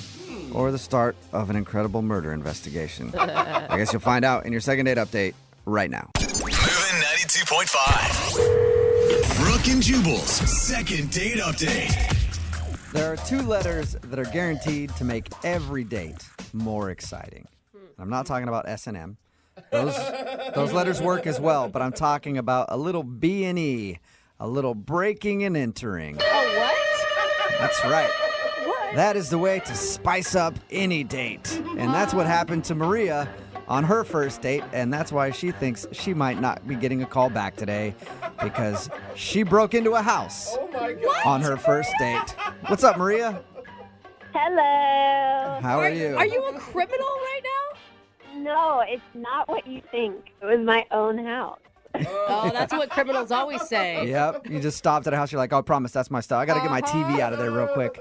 But your email said that you think you might not be getting a call back because you had to break into your own house? Yeah, I mean, it was a whole thing. Do you want to know what happened? Yeah, first off, tell me about the guy. How'd you meet him? Well, I met him on Bumble. Oh, yeah. I've heard good things about Bumble. I have a couple of girlfriends using it. Yeah, it's nice because the girls have to start the conversation first. Mm-hmm. Oh. And you only have 24 hours to do it, so it's kind of like all or nothing, you know? It's like Tinder, but you don't have a bunch of pervy dudes hitting you up nonstop, right? Exactly. Yeah, you kind of eliminate the pervy dude situation. And he seemed pretty cool, and we ended up actually talking on the phone, which people don't do anymore. Right. And he seemed really smart, and he had a really cute laugh. And so he asked me if I'd like to go out to dinner, and I And you said, were like, hell no, let's break into a house. That sounds way more fun. yeah, I actually offered that, but he was like, nah, I'd rather not. Yeah. So you guys agreed to go out to dinner. How'd that go? Well, he came to my house to pick me up, Mm-hmm. and I got out to the car, and I realized that I didn't have my keys. Oh, no. that's a worse Yeah, feeling. so this is where the breaking and entering comes in. Is your house easy to break into? Oh, no, of course not. So I walked up hoping that the door would be open still, but I'd locked the handle. Mm-hmm. And we tried all the windows, tried all the doors, and we ended up having to break one of the windows to get in. Oh. How long did this take you? It was a little over an hour. Oh, my jeez. God. That's a great start to your date. Why did you have to do it right then? Why didn't you say, like, hey, I'll call a locksmith, let's go out, have our dinner, and then when we get back, maybe we can schedule a locksmith to meet us? Well, yeah, when you say it that way, it sounds really smart, but for some reason that's just not what we did. Okay. It's just one of those moments you're like, screw it, we got to get in there right now. Break a window. Right, yeah. Did you break the window or did he break the window? He broke the window. Like a gentleman does. Right. He found a rock and chucked it at the window and broke it. Oh, my gosh. So did you end up getting into the house after the broken window? Please tell me you did. Yes, thankfully my cat was okay. She wasn't anywhere near the window. And then, it was really dangerous, but he climbed in the window then. Oh, man. Yeah, really sweet and nice of him to do. Mm-hmm. Here's the best part, though, guys. He got in, and he unlocked the door, and I got in, and then I spent 15 minutes searching the house, only to realize that my keys were in my purse the whole time. Are you serious? That sucks. You didn't dump your purse out before you spent over an hour trying to break into your own house. I mean, I swear I looked in there 2 or 3 times, and they were not there. What was his reaction to that? I mean, I just kind of tried to play it off. It was funny, right? That's funny. I would have had a laugh at it. I mean, I could see it being a funny situation, especially on a first date. Right. I mean, that's one of those things that you're like, when we're married, we're going to look back at this and be like, oh, gosh, remember when Maria left her keys in the house? You didn't say that to him, did you? No, I didn't. Okay. I just said, oh, gosh, sorry. Yeah, it'll be cool. Because I was going to say, if you drop the married thing on him, that might be the reason he's not getting back to you. No, I swear I didn't use the word marriage. Okay. So were you able to salvage the day at all? Well, at that point, we'd spent pretty much our entire date trying to break into my house, and he'd cut himself a little bit on the window. Of course. Not bad. Like, he didn't need stitches or anything. Oh my But gosh. we just kind of decided to call it, and we said that we would meet up sometime the next week for a real date. So he was bleeding after spending an hour outside your home. Yeah, kind of waste your appetite, I think. Did you guys ever meet up? No. Really? That was the last you saw of him? Yeah. So I've texted him a couple times, and one time he didn't respond, and then another time he was like, yeah, we'll catch up sometime. I'm just really bogged down with everything at work right now. But Do you really think that he wouldn't be calling you back just because you guys had to break into your house and you forgot your keys? I don't know. I mean, it seemed like we had fun with it, and we made light of the situation, and I totally assumed that he would hang out with me again. And so I'm just having a hard time understanding if that's really what it was or if there's something else. All right. Okay. Well, we'll play a song, come back, call him, and get your second date update, okay? Thank you. You're welcome. Hang on. Moving 92.5. Brooke and Jubal in the mornings. Second date update. If you're just tuning in for today's second date update, Maria is on the phone with us. She had a very interesting first date with a guy named Aaron. They spent the whole date breaking into her house. She thought that she forgot her keys when he came to pick her up. She searched everywhere. Ultimately, it ended with him breaking a window, crawling inside, cutting himself, and then opening up the door, only for her to find out that the keys were actually in her purse the whole time. Oopsies. That's the only reason you can think of, Maria. Nothing else on your date. No other reason why he wouldn't be calling you back. There was nothing else that happened that I have been able to think of. When he left, he said, I want to reschedule this. Yeah, I mean, I said, let's hang out again, and he said, okay, great. Oh, that's... Yeah, so it seems like he wanted to see you again. Well, he did cut his hand on your window. Maybe he got an infection and is no longer with us. Oh, no. Could have happened. God, I hope not. Well, we'll find out right now. I'm going to dial his phone number, okay? Okay. All right, here we go.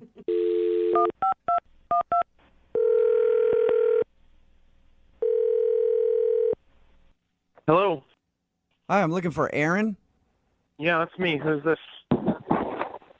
Hey, what's up, Aaron? How are you? This is Jubal from Brooke and Jubal in the Morning. From who? Jubal from Brooke and Jubal in the Morning. It's a radio show. Oh, okay. Yeah. So you've heard of the show?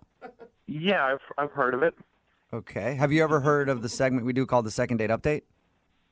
No, sorry. Oh, that's okay. You're going to get very familiar with it because you're a part of a Second Date Update now. What?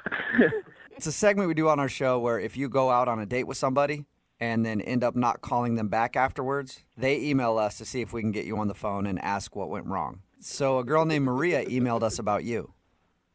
Oh, okay. Oh, that's the excited voice, right? Yeah. She told us a little bit about your date. Didn't sound like much of a date, just breaking into her house basically when you came to pick her up. Oh my God. Yeah, that did happen. But she also said that you're not calling her back, and at the end of that experience, you guys had sort of made plans to go out again. Yeah. Yeah. It just doesn't seem like it's really a great fit. You know, like it seems like I don't know. I don't want to be mean, but it just seems like it would be kind of hard to actually date her. Oh. Why is that? I don't know. It feels like we're on different levels, if that makes any sense. Is it because you had to break into her house because she forgot her keys that were actually in her purse? No, it's not that at all. That was actually pretty great. I don't get to break a lot of windows. That was really fun. Oh, so you did think that part, well, the only part really of your whole date, you had a good time with her. Yeah. If every girl wanted me to break into her house, I would totally be fine with that. That's a fun adventure. Yeah. Okay. Seems like an exciting time. I thought the blood would definitely be like, well, I cut myself and I'm leaving. Oh, it was super minor, and she had bandage. It was not a big deal. Okay. So then what's the reason that you're not calling her back? Why don't you feel like you're on the same level or whatever you said? Well, so while we were around, like, one of the sides of her house trying to find a window to get into, we were talking. We were trying to salvage a date out of this. Right. And this is the first time we've talked in person, so we were chatting, So and you're having like first date get to know me conversation over trying to jimmy a window open to get into a house. yeah, we're just making like small talk or whatever. So we're talking about TV shows that we're watching, and we both love Game of Thrones. Okay. Okay, a lot of people do. Which is my favorite show. I'm not going to spoil anything, but we were talking about it, and she said something that seemed kind of weird early on. She just said, it's weird that 1,000 years ago people had to worry about getting eaten by dragons. But she was joking, right? I mean, that was being That's silly. what I thought. So I laughed. I thought that was funny. And she heard me laughing, and she was like, what? Dragons are bad. Just like that. Just like that. God. Okay, So she still thought funny, dragons were real. At this point, I don't know what she's thinking. Is this some sort of is she messing with me? Is this like some test? Like, will you break a window? Do you think that I think dragons are real? Like, it's all some elaborate first date test, you know? And so I don't know. So I'm like, I'm sort of feeling it out, and I laugh, and I think we're having an okay time. Mm-hmm. And she keeps talking about like what this time period would have been like to live in, not this universe, this time period. She actually said Game of Thrones is my favorite period piece. So maybe she just used the wrong wording. Like, there's no way she actually thinks it's like a reenactment from real life. As far as I can tell, like, she doesn't think like there were cameras there, obviously. Like, she thinks it's like based on a true story, like that. No. But then she got into like how it's weird that wizards and witches just like aren't around as much anymore. Like, they sort of disappeared. At any time did you explain to her that Game of Thrones is made up and it's not a documentary? Look, man, if she thinks that's true, then I don't want to break her heart. I don't want to crush her and tell her about the terrible world. And if she's messing with me, I don't want to admit that I'm fooled. There's no win situation. Yeah, I guess you're screwed. Hey, Aaron, I do want to let you know, though, that you might have crushed her. What do you mean? I mean that she's actually on the other line listening to this conversation. Probably mine. And she might have just found out that Game of Thrones is not real. Maria, are you still there? I'm not stupid. I know that Game of Thrones isn't real. It's not a documentary, but it's based on true events. I mean, I hope you're messing with me. I hope that this is just a really good joke.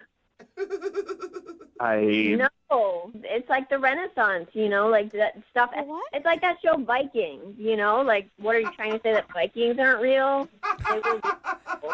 Vikings are real. They existed. Dragons did not exist. Well, they don't exist anymore because humans killed them. What are you talking about, Maria? Are you guys screwing with me? Are you all in on this prank? No, thing? we're not at all. I promise you, Maria wanted to call you to find out what went wrong on the date. I should have known with the window you guys were that somebody was setting me up. This whole thing. No, this is not a setup. I promise you. Maria, do you really think that dragons existed? They did. I read history books about them. Sci-fi and history books are not the same thing. That's what I'm not dumb, guys. Like, I know that the Game of Thrones story is dramatized, but like dragons actually existed in the Renaissance. You can read about it, and like witchcraft and wizardry was a thing. Well, that part's true. Sort of. I don't know which books you're reading, Maria, but I want to read them. It's in tons of books, and you can start by reading the Bible because it's got all of that. Wow. All right. I know that they exist, and I have proof. You don't even have to read the books. Like, I'll send you the Wikipedia link that I found, and you can read it yourself. So you're serious? You really believe this? 100%. I believe with all my heart that dragons used to exist, and I'm afraid that they'll come back. Oh my God, you guys! Science is not a belief system. It's the Bible. Read it. Are there dragons in the Bible? Well, Maria, what do you think about that being the reason that Aaron's not calling you back, because he disagrees with you on the whole dragons being real things? I don't like the tone of this whole thing because it feels like everyone's making fun of me, but Aaron is the ignorant one. I'm not making fun of you, Maria. I haven't read what you've read. What are you And I'm not as educated as you on the subject, so I can't claim to know anything about dragons. No, Jubal. Well, you should do that because it's an interesting subject. Okay, I will. At this point, I would like to ask Aaron, though, real quick. Aaron, would you like to go on a second date with Maria? We will pay for it. I mean, at this point, I don't know if she wants to go on a second date with me, but I'm kind of curious where this goes. Are you being serious? You hear that, Maria? You want to go out with her again? She's fun. Dude. You know what? Like, I'm up for it. You know, like you only get one chance in life to have this kind of fun, right? Oh my God. Maria, would you like to go out with Aaron again? Yeah. You guys can hash out the whole Game of Thrones thing in person. If Aaron is open to hearing me out and reading my books, then yes, I would consider going out with him again. Yes. Aaron, can you promise my to go into gosh. this next date with Maria with an open mind about dragons? Absolutely. Oh, wonderful. Congratulations, Maria. You got your second date. We did it. I love you guys. Thank you so much. No, Maria, thank you. Thank you for today's phone call. That was awesome. Brooke and Jubal in the morning. A lot of people are texting in at 78592 saying that dragons do exist and we're all wrong. Oh, God. What is going on? My mind is starting to hurt. I don't know if I should be more scared that dragons might actually exist because they're scary, or I should be scared that people actually believe dragons Yeah. exist. We're talking about today's second date update. If you missed it, Maria wanted to call Aaron. They spent their entire first date breaking into Maria's house because she thought that she forgot her keys. Aaron ended up getting his hand all cut up by smashing a window, only to find out that Maria's keys were in her purse the whole time. And when we got him on the phone, he said that while they were trying to get into her house, they were talking about Game of Thrones, and she legit believes that Game of Thrones is real and dragons were real. Mm-hmm. She said she even has proof of this, and that we're all closed-minded and ignorant for not believing that dragons actually used to fly around the world and burn people with their fire breath. Yeah. Wow. It's pretty crazy. Yeah, I it is. mean, Also, you guys know Stranger Things is real, hey, too. you know what? Oh, I yeah. got a couple potions that I could sell her that will protect her from those fire-breathing dragons. She will buy if them. she needs them, she should call me. Surprisingly, Aaron actually wanted to go out with her again, though, despite her crazy history lessons. Well, maybe he can actually educate her. Like, I think that this could be a good thing Or for he knows everyone. that she's super crazy, and crazy people are always good in bed. So Oh, that's what he's excited about. Remember, if you want to do a second date update, all you have to do is email the show, and we will call the person who didn't call you back. Brooke and Jubal's second date update. A listener named Jake is on the phone today for a second date update, and in his email, he said that there was a strict no talking policy for their first date. What? So How does that work? it sounds like an amazing date. Like, I wish they would do that on more first dates. So I don't know what went wrong. What's up, Jake? How are you? Hey guys, how's it going? Pretty good. So there's a no talking policy on your first date? Yeah, I mean, it's partially because it was like bad research, on my part, but it ended up being kind of cool. So hear me out. Okay. Before we get into that, what's her name, by the way? Kelly. Kelly. All right. Kelly's not like a mute, and this phone call is going to go not very well because she won't be able to talk to us either, right? Oh, she can talk, but she's not talking to me. I mean, I wish she could talk. That's why I'm coming to you guys. Yeah, okay. So hopefully we can get her to talk to you again. Tell us about how you met her. We met online, Okay. and you hit it off right away. And what was really popped out to me is like she liked music. She liked to see live music and stuff like that. So I thought, oh, this would be great. Okay, that's awesome. I mean, are Yeah. you the one that initiated the date? Yeah, I mean, I asked her, and then she agreed to a first date. Sweet. And what were you feeling when you were arriving at the date for the first time? I mean, I was really excited. I think she was going to love it. I picked this jazz club that had this jazz band playing. cool. That I thought would be really cool. I know she's going to like it because she likes live music, and I've never been to this jazz club before, so it was going to be kind of a new experience for me as well. So, I mean, win-win. Okay. Do you both like jazz? Yeah, that was the other thing that was on her profile, that she liked jazz music. And So she was 70, right? You're dating a 70-year-old? definitely not. Okay. Okay, and how did it all start? I mean, what was it like between you two in person? Seeing her in person, absolutely stunning. I was so excited. And when we got in, I had this table set aside. It was like really close to the band, so like get the whole experience. And we sit down, we order our drinks, and we start talking, and I'm getting these dirty looks from people around me.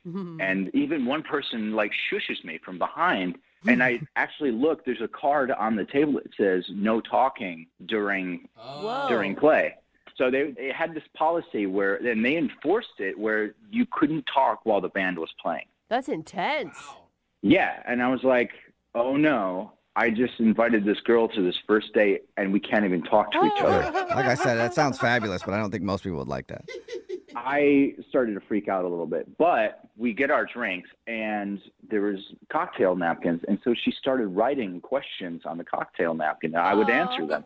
That's really cute. It's like high school math class all over again, passing notes back and forth.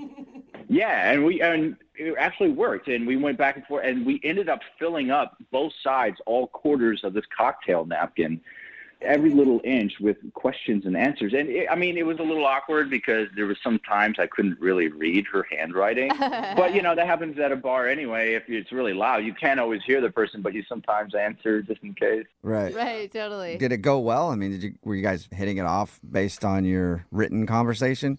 Yeah, we were. And it was interesting because it was like talking online, only in person. So you could see her reactions to reading what you were writing. And it was really cool. And the music was great. And we had a great time. Nice. Afterwards, we were like, let's do this more. And so I invited her over to my place so we could actually talk. And she agreed. Oh, that's cool. So, you guys learned enough about each other via cocktail napkins to feel comfortable enough to go back to your place. Yeah. Did you guys kiss at the end of the night? It was like one of those little pecks. It wasn't like a real intimate thing, Okay. That's interesting that you would go back to your place and not make out a little bit.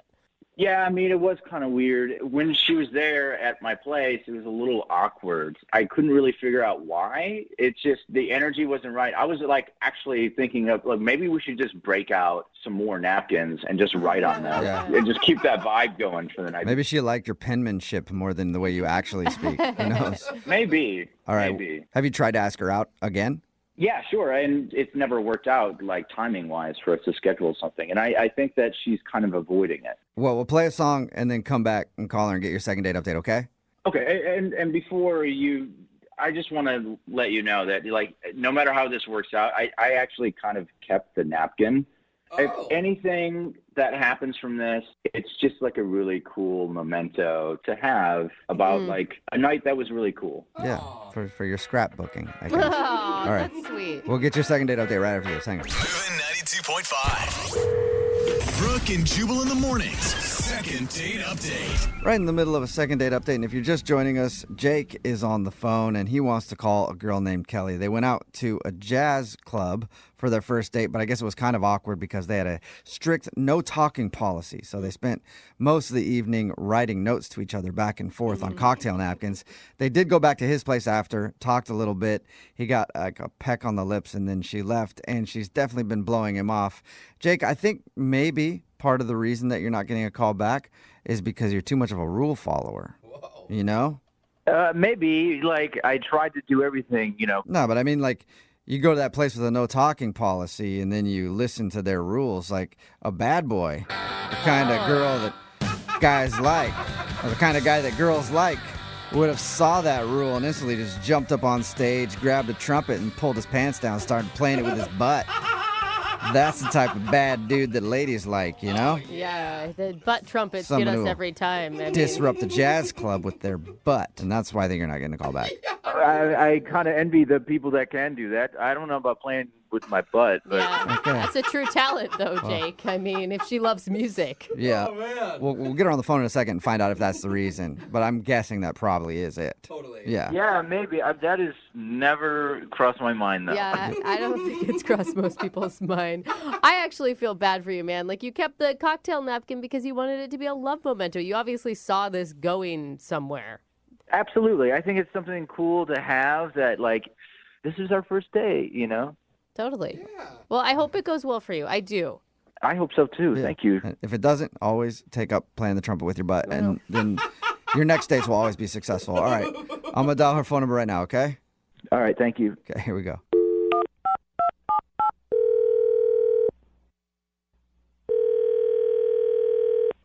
Hello? Hi, is this Kelly? Yes, it is. Hey, Kelly, how are you? This is Jubal from Brooke and Jubal in the morning.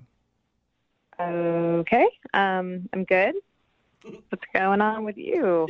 Not much, just doing a radio show and thought we'd call you. I'm sorry, I'm confused. You said you're with a radio show, and what do you need? Yes. Brooke and Jubal in the morning, that's the name of the show. And we do a segment on our show called the Second Date Update. That's where if you go out on a date with somebody and then end up blowing them off after that date, they can email us to get you on the phone and find out what happened. So we got an email about you from one of our listeners. No, you didn't. Yeah, huh? We did. From who? His name is Jake. Oh, him? Yes, him. The dude you went to like a jazz club with? Yeah. Yeah. He emailed us, told us that he really liked going out with you, told us about your date, and he also said that it seems like you don't want to go out with him again, so he wants to know why.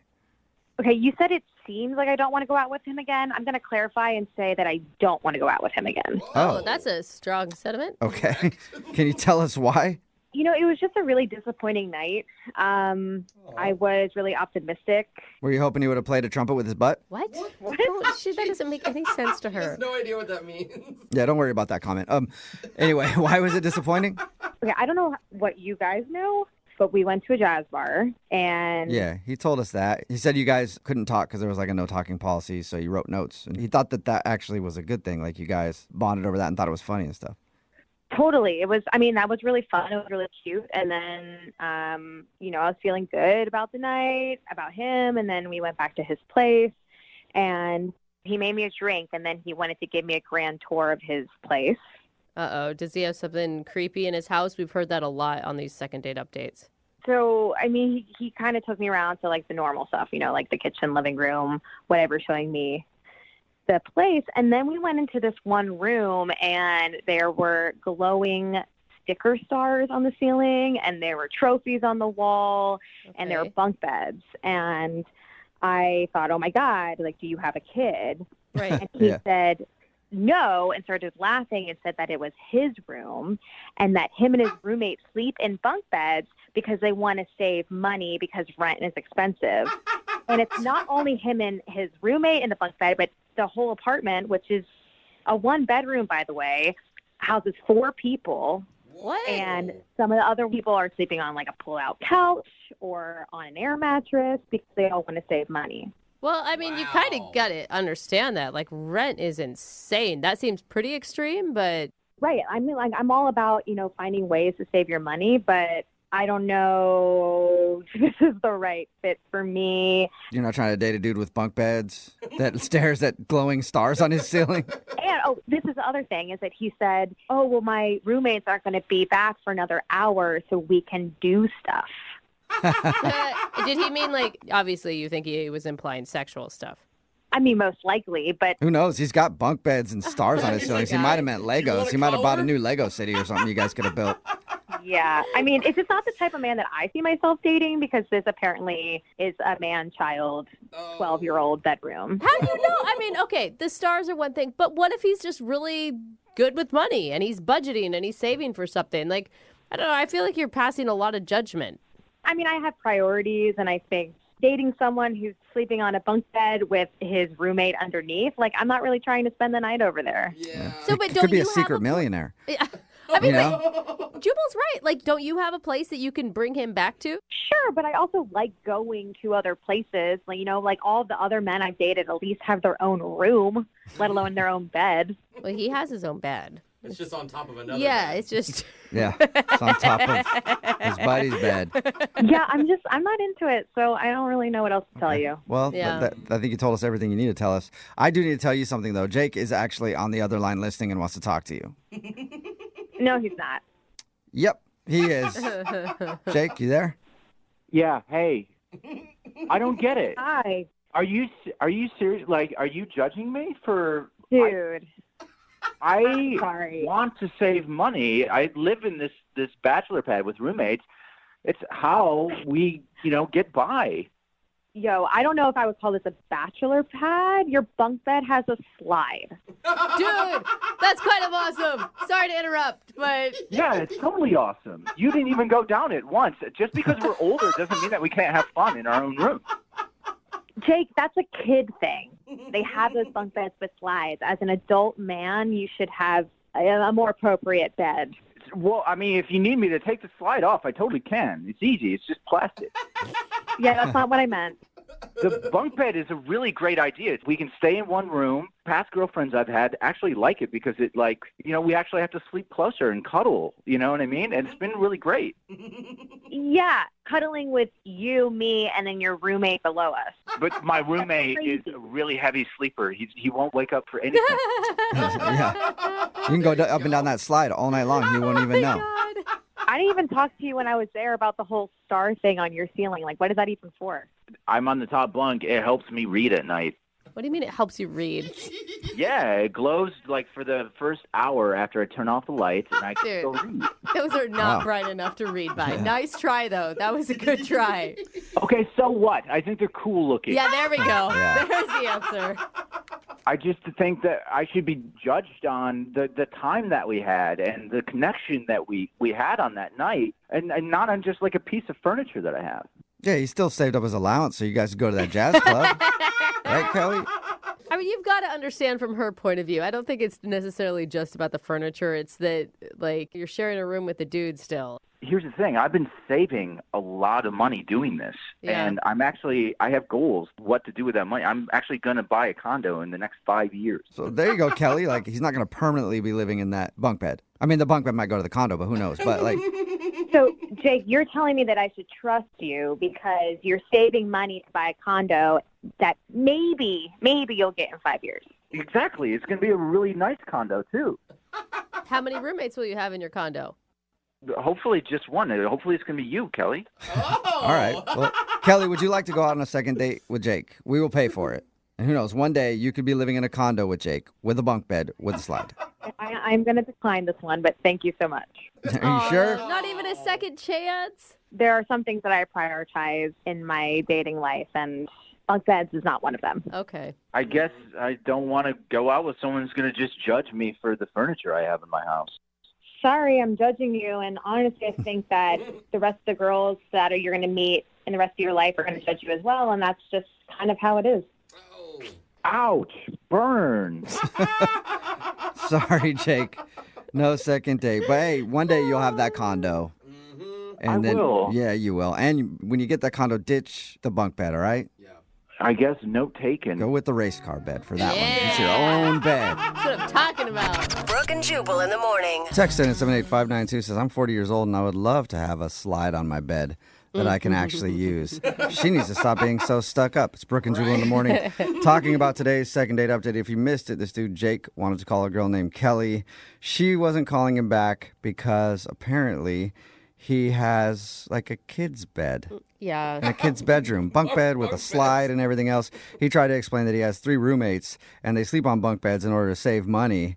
And he claims that he's saving to buy a condo in 5 years. Whoa. Maybe. Maybe. Sounds more just like he enjoys kicking it with his friends in his place and It's- sliding down a slide from his bunk bed and looking at the little stars that he's stuck on the ceiling. It's amazing how many people are hating on her. Yeah, Like, I know. yeah, I get it, and I defended the guy too, but I don't know that I would date a guy that was sleeping in a bunk bed. I could either. date a girl on a bunk Yeah. They did not go out again. Remember, if you want a second date update, all you have to do is email the show and we will call the person who didn't call you back. Brooke and Jubal's second date update. You know how the old saying goes, don't dip your wiener in the company pen holders. Nobody puts wiener in that saying. Don't give your wiener to a coworker. No, it's don't dip your pen in the company In the ink. company... Wiener. Oh, ink. That's weird. I don't know. I'm the weird one. Am I saying it wrong? I don't know. Anyway, Julian is on the phone today for a second date update. His email said that he met the girl who he wants to call today at work. So I'm guessing it's a coworker or something. Julian, how you doing? I'm good. How are you guys? Good. So you're trying to dip your wiener in the pen ink, Oh, right, enough. right? Is that what this is about? No, it's not at all. Okay. Thank God, Tell us a little Julian. bit about the girl that you want to call today. She's a coworker? Well, she's not a coworker. She came in purchasing supplies at the office that I work at. So I guess she's kind of a client coworker. Nice. Okay. Seal the deal there. Customer. So did you ask her out while she came in to deal with, like... Well, no, because I think that's unprofessional. Basically what happened is she came in and she was working with me or I was working for her, however you want to say it. I didn't want to cross the line, I guess. And then she ended up coming back because she hadn't got her parking ticket validated in the lot. And then you validated it with your wiener. Oh my God! Enough with Am I wiener. right or am I right? No. I validated it and then had a nice conversation with her when I walked her out to the lot. Okay, well, where's the wiener come into this thing? I haven't heard anything about a wiener yet. No, there was no wiener involved in the validation. Anyways, I asked her if she would like to get dinner on Friday night, and she said she would, and I got her number, and I called her, and we went to dinner. What's her name, by the way? Christina. Christina, and how was dinner with Christina? Dinner was good. I mean, I feel like we had a lot of chemistry, and I like veal, and not everybody likes veal. And she wanted the veal, too. So we ended up ordering the same thing, which I thought was kind of a cool thing. And dinner went good. You guys both ordered veal. In other words, you're both fans of slaughtering baby calves. I like that about both of you. Seems nice. That's not what I think about when I'm eating veal. I like the way veal tastes. I'm not worrying about the process. Oh, that's why I like it. I picture the whole thing go on while I'm eating veal. Not why I like it. Not why I like it at all. Actually, you're making me like it a lot less by giving me that story. So if dinner went well and everything else, why do you think she's not calling you back? I don't know. I mean, there were a couple things. Now I'm trying to run the night through my head. And did I do something wrong? Did I have my fly open or my food in my face or how I ate? There's the fly open. There's the wiener. The wiener. I knew it. I could tell just talking to you that you're a wiener guy. I knew it. Yeah, you're right. You figured me out. Oh, my God. But realistically, the only things that I think that could have possibly not gone well, I did have to take a work call, which I don't like to have to take work calls if I'm on a date, but I was expecting a client to call, so I had to walk away. Did you tell her at the beginning of the night that was going to happen? I did not tell her that I was expecting a call, but when I got back, I said, hey, this was an important job call. I had to take it. Well, did you leave her stranded by herself for like a half an hour while you were on some conference call or something? Well, no, I stayed at the table for a minute and then walked away, but it was no more than 15 minutes long. I mean, and she had an appetizer and some wine, so... Okay, so it wasn't... I have a hard time thinking that would be the reason not to call you back if you're like, hey, sorry, it's an important work call. Yeah, me too. And then the only other thing, I'll be honest with you, I'm not going to say the restaurant, but veal is a particular type of food, and if you like veal, you like veal.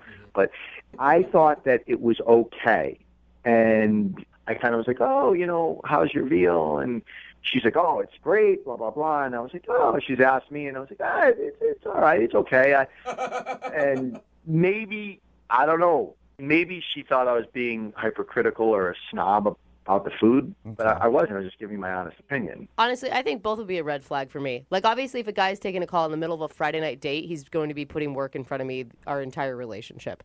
Wow. I mean, how girls think. I'm just saying, Wait. But first off, you have to understand, she's in the same business. She knows that I'm in sales. Yeah, but she wasn't taking a call during the dinner. Because she's a buyer. She's not a seller. She's not as important as I am. I see. My bad. So how did... No, she understands that sales, there are other time zones, there's other people that are working at different hours, where when you're buying, you're not as... I don't want to say in demand, but sometimes you have to answer the phone when you're selling, because if you don't, you lose out on sale, then you lose out on money, and then you can't afford the dinner. I think a red flag would be taking your wiener out at the dinner table, like you said you did earlier. Okay, for the record, I didn't take out my wiener for any portion of the date, not during dinner or after or anything. All right. So when we call her and ask why she's not calling you back, she's not going to say that, I'm sure. All right. How did everything end with her? I kind of went in for a kiss, and I kind of got more of a handshake, hug kind of thing. But it was a first date, so... Was it awkward? I don't think it was awkward. It was. It wasn't like I was like an inch from her lips and she, stuck her hand to me. It was, I was kind of coming in kind of to like hug, kiss, and she kind of put her hand up a little bit. So it was, that's all. So she shut you down. No, it wasn't a shutdown. It was just. That wasn't a shutdown? Yeah. Sure sounds like a shutdown to me if you go for a kiss and you get a handshake. Hand to the face. Have you heard anything from her since your date? No, I called her once, and I've texted her 3 times. Okay. Well, we'll play a song, come back, call her, and get your second date update, all right? Okay, great. Thanks. Okay, hang on. Moving 92.5. Brooke and Jubal in the mornings. Second date update. Julian is on the phone with us, and today he wants to call a girl named Christina. And Julian claims that he wasn't shut down at the end of the date when he went in for a kiss and she shook his hand instead. He still says that wasn't him getting shut down. But in my definition of me getting shut down, that is probably the best way to describe it. Listen, I didn't get shut down. I went in for a kiss. You know what? It was a professional date. You know, it was a work thing, so it wasn't appropriate. I understand. But I didn't get shut down. Either way, I think you got shut down. Yeah. All right, well, we're going to get her on the phone and see why she's not calling you back. Here we go. Dial the phone number right now.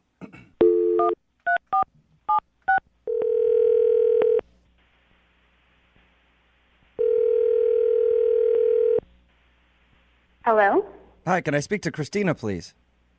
Yeah, this is she. Christina, how are you? This is Jubal from Brooke and Jubal in the morning. Who is this? Jubal from Brooke and Jubal in the morning, the radio show? Okay. Why are you calling me? What is this? I'm calling you because one of our listeners asked if I could get you on the phone to ask you a few questions. Okay, that's really weird. It's a segment we do on our show called the Second Date Update. So you recently went out on a date with a dude named Julian. Okay. And Julian emailed us and said that you haven't been responding to any of his text messages or phone calls. So he thought maybe we could get you on the phone and find out why you're not calling Julian back. All right. He told us how you met. You know, you're like a client where he works, and he asked you out, and he said you guys went out to dinner and had a pretty fun time. That's what he told you. Yes. Good time. So you didn't have a good time. I wouldn't call it that, no. Okay, what was wrong with it then? Because according to him, everything was great. He thought maybe he seemed like a food snob to you because he disagreed with you on the veal that you guys ordered. Yeah, he definitely has a very refined palate. That's one way to put it. Okay. I He also said that he took a phone call in the middle of the date. Yeah, he did. It was a little rude. Okay. Yeah, I could see how that would upset you. I mean, that wasn't even the worst part of the date. What was the worst part then? I mean, he's a very smooth sales guy, but he's kind of got this seething anger underneath all of it. Did you say seething? He was seething anger underneath his charismatic salesman personality? I mean, yeah, that's literally the best adjective I can pick to describe it, seething anger. What happened? Because when he described the date to us, he didn't say anything about anger or being I mean, pissed off. He's Right? a very, very picky person and a very shallow person and quite rude, actually. What did he do? I mean, for example, he was super picky about the wine. I ordered red wine, and it was brought to me, I guess, in a white wine glass, and he got extremely upset, and he turned it away and made them bring it back. Is he one of those a-holes at the restaurant that, like, acts like he owns the place when he's somewhere and that nothing's good enough for him? Yeah, pretty much exactly. Like, he went to the bathroom, and when he came back, he was in this huge huff, and he said, you know, there's no more f***ing paper towels in the bathroom. You know, this is a fancy restaurant and an establishment, and people should be refilling these paper towels. And he was going on and on about this tiny, insignificant thing that... How dare they? Oh, my gosh. It is I annoying know. when they don't have paper towels. I will say that. But I don't know if I'd ever get that pissed off about it. It's not angry. It's annoying. It happens. Yeah. The absolute worst part of the entire night, that paper towel thing wasn't even it. I mean, he completely dressed down the waiter and just disrespected him when we were leaving. And as he's leaving, he says, I paid $40 for a piece of veal I wouldn't feed to my dead grandmother. He goes on and he says, oh, you're lucky I don't come back and burn this place down to the ground. And I was like... Did I hear you correctly? He threatened to burn the place down? He did. He threatened to burn it to the ground. He said that to the waiter? I'm 100% serious. That was the comment of the night. I've complained to restaurants before, but I've never threatened to burn them down. Kill everyone Yeah, here. I will destroy this place. Did he realize what he was saying, or did he act like this is just normal banter at a restaurant? No, he knew exactly what he was saying. When we were leaving the restaurant, he turned to me, and then his attitude completely changed, and he made it sound like I had been suffering and I was the victim and that everything was absolutely horrible. And, you know, it was things I didn't really care. It was so insignificant. In his mind, he must have been standing up for you. Yeah, I really want him to stand up for me and burn down the restaurant we were eating at. You know, some girls would be thankful for that. Some girls would be like, what a man. Chivalry is Yes, he's a true gentleman. He threatened to burn down a restaurant in my honor. I know, it was really ridiculous. So, I mean, I said goodnight, and I'm going to leave it at that. That's understandable, Yeah, I guess. I'd want to get out of there Yeah. as soon as possible. Threats of arson on a first date usually aren't a good thing. I don't want to talk to that ass ever again. Well, that's a shame because he's actually on the other line listening and wants to talk to you. Are you serious? Yes, I am. Hey, Christina, I wasn't angry. I was standing up for you. I was standing up for having good service at a restaurant. I mean, I work hard for my money. And you know what? The service sucked and the food sucked and there was no paper towels. What kind of place doesn't have paper towels? You have to wash your hands to go eat, and they don't want you to dry your hands. I mean, right? I'm not going to not wash my hands. I looked, I saw there was no paper towels, and now I'm like, I'm going to wipe it on my pants, and I'm going to walk out, and it's going to look like my pants are wet. So I couldn't even impress you with that. I was like, I wasn't angry. I was being chivalry. I mean, I was defending you. You threatened to burn the place down. I mean, how is that chivalrous? That's just threatening. Okay. I think I shouldn't have said that. That was me getting frustrated because I was like, okay, the paper towels is one thing. The wine was another thing. The appetizer is another thing. The veal was another thing. I got so frustrated. I was trying. You gotta stop talking. I've heard this already. I heard it at the restaurant. I'm hearing it again. You're just repeating yourself. You know, if you keep focusing on little insignificant things and being a rude ass to everybody, like, I don't know how women can stand to go on a date with you. It's no wonder you've been divorced twice. Ooh. What? Whoa, wait. You just brought up my two divorces, my ex-wives. I shared that with you. Are you kidding me? I mean, that's rude. That's mean. But that's an example. It's two strikes, and so this woman clearly couldn't deal with all of your crap, and neither can I. My crap, because I want good customer service, because I'm at a restaurant and I want good customer service. You can be a decent human being and be respectful about it.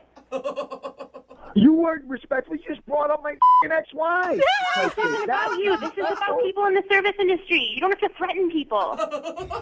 You know what? I'm in the sales industry. You know what? I take care of customers. They need to take care of customers. You should know this. I mean, we're in this industry. Look, I don't even know what to say. I've stated my case. I don't know. In the service industry, sometimes you have to put your foot down to get some respect. So I was doing that with the waiter in the restaurant. And you know what? I think you need to show me a little respect because you know what? I was defending you. I think so, too. That's why I'd like to ask Christina, would you like to go on a second date with Julian? Holy crap. We will pay for it. Hell no. No, I don't. You answered so quickly there. Not if he's going to talk to me like that. No way. Julian, Are you sure? I mean, I could find you guys a great restaurant that Julian could burn down. I'm going to pass on that. You know what? If you want to settle for mediocre service, then you know what? Go date some schlep who will take you to the drive-thru. I want to go to a 4-star restaurant where they treat you like a customer. We're right. We are supposed to get this stuff. Come on. I mean, really. Think You know about what? You know what? You've pushed the envelope so far. I was fine just not going another date with you, but you know what? I really don't want to do business with someone who has ethics like you. Oh, now you're taking personal and you're putting it in business, really? I'm going to tell the people I work with, my company will not be doing business with your company anymore. Are you kidding me? Based on a date? You know, it wasn't a date. It was your f***ing attitude that did it. I'm done with this conversation. Goodbye. Wow. Oh, my God. Julian. Whoa, what just happened? You didn't get a second date, and I think you might be losing your job soon, too, over this. Because I want customer service? Well, I think it's because you threatened to burn the place down. Yeah, you're a total douchebag about it. I apologize for the burning the place down. I mean, that was You know, it was one bad thing after another, and it pushed me beyond. But I mean, the rest of the stuff was all customer service. No paper towels, slow service, bad food, wrong glasses. We know the list, man. Brooke and Jubal in the morning. Text in at 78592 says, I like how his whole attitude changed when she said she didn't want to do business with him anymore. We're talking about today's second date update. If you missed it, Stu Julian wanted to call Christina. They actually work together. Their companies do. And he went out with Christina. She said she wasn't calling him back because he got a little aggressive the whole night. He was very picky about the wine, angry that they were out of paper towels in the bathroom, which I support him for completely. He even screamed at a waiter because he said he paid $40 for veal that he wouldn't feed to his dead grandma. Gosh, that says a lot because I feed a lot of veal to my dead I grandma. know. And the thing about dead grandmas, they don't complain very much. No, they just kind of eat the veal. I know. That says a lot. God. Anyway, he also threatened to come back to the restaurant and burn it to the ground. He was so mad. He sounds like a really reasonable guy, you guys. Real level-headed. Yeah. Who wouldn't want to date this guy? Yes. There's no red flags there. What's her problem? He claimed that his behavior was just defending Christina, saying that she deserved a good four-star meal. He was going to burn the place down in her honor, I guess. What a prince. I mean, Anyway. there's romance written right there. I think there's a movie that goes like that. Said no to a second date. And she also said that her company won't do business with him anymore. Yeah. Well, looks like that's a company that's about to get burned to the ground, so hopefully they have some insurance. Remember, if you want to do a second date update, just email the show. We will call the person who didn't call you back. Brooke and Jubal's second date update. Everybody knows that the way to a woman's heart is car humor. What? And that's how Roger, the guy who's on the phone to do a second date update today, says he scored a date with Marissa, the girl that he wants to call. He said he used car humor. I don't really know what that means. That's Okay, just what his good. email said, so hopefully we can get an explanation. Roger, what exactly do you mean you scored a date with her using car humor? Well, just that. I made a joke. I figured she's at a car show. She likes cars. I like cars. I made a joke. Okay, you met her at a car show. Yes. All Okay, right. and I have to know, what was your car joke? Well, it's nothing great, but it worked for her. She was standing next to this 1970 Dodge Charger. It was a gorgeous car, but she looked so good next to it. I almost missed the car completely. But I just said I got to talk to her, so I went up and I started some small talk, and I said, I'm rebuilding a car just like this, but all I've got so far is a steering wheel. That That's was it. actually cute. I would fall for that too. I know it's lame. It's lame, but good. But apparently it worked, right? You guys went out. It worked. Okay. Exactly. We started talking. Yeah. You sound charming enough to pull it off. Well, I don't look it. It would have worked better on the phone. So is the date that you want to talk about at the car show, or did you guys end up actually going out? No, yeah, the car show went great. The actual date was that weekend at a concert we went to. Oh, you even took her to a show. I did. She was down. She said she wanted to go to a show with me. Okay, and how did the show go? It went great at first, but I have to be honest. I showed up at her house on my bike, of course. Wait a minute. And- Did you say on your bike? Yes. Like a motorcycle? No, bicycle. Okay. You showed up on a bicycle. Yes, I lost my license. It's been many years ago. It's just something I'd rather not get into. But anyway, Did she know that you were going to show up on a bicycle? No. Okay, listen. I mean, I think the bicycle's fine if you give a girl a warning, especially if you meet a man at a car show. You'd assume that he's going to come pick you up, I don't know, in a car. I mean, I understand what you're saying, but I figured we had some good connections, some good common ground, that it wouldn't be a big issue. So what were you going to do? Put her on your handlebars and take her to the concert? Well, I'm a gentleman, okay, so obviously I thought, okay, well, if she drives us, I'd be a gentleman. I'd pay for parking. I'd pay for the tickets to the show, drinks, whatever she needed. I wanted to do that, at least since she was driving. Okay. Oh, yeah. Okay, did you ask her beforehand to drive, or did you just show up like, hey, you got to drive us? I asked her if she could drive, but she didn't know I was going to show up on a bike. Okay, so she thought you were just being like, hey, you want to drive? Because, that'd be cool. Right. Okay, Right. but she kind of had to drive. She had no choice. Right. All right. And so the car ride to the concert was not awkward It was, then? no. Like I said, it was more humor and more common ground. It was kind of everything that you think about when you think about, hey, I just met this person and we're together going to a concert. This should be a good time. It was perfect. Okay, so she didn't seem bothered by the fact that you showed up on a No, bike. not at all. That's cool, actually. Sounds like a cool chick. Well, that's what I thought, yeah. And so, how was the show? Well, now we come to the crux of it. You know, it was going good at first, and I was really digging the music. She seemed to do that as well, and then she kind of said she had to go to the bathroom, and so I just kind of found, someone to talk to, and a few minutes go by, nothing, didn't see her, so I kind of checked around, didn't see her.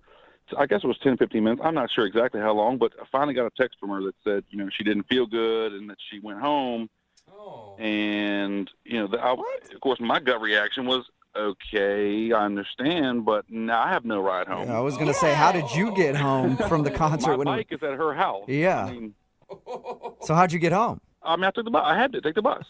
What did you say to her? What did you text back? Well, at this point, I'm still assuming she's fallen sick. I don't want to offend her. I'm kind of offended myself that she didn't offer to at least ride me home. So I didn't say much. I didn't want to.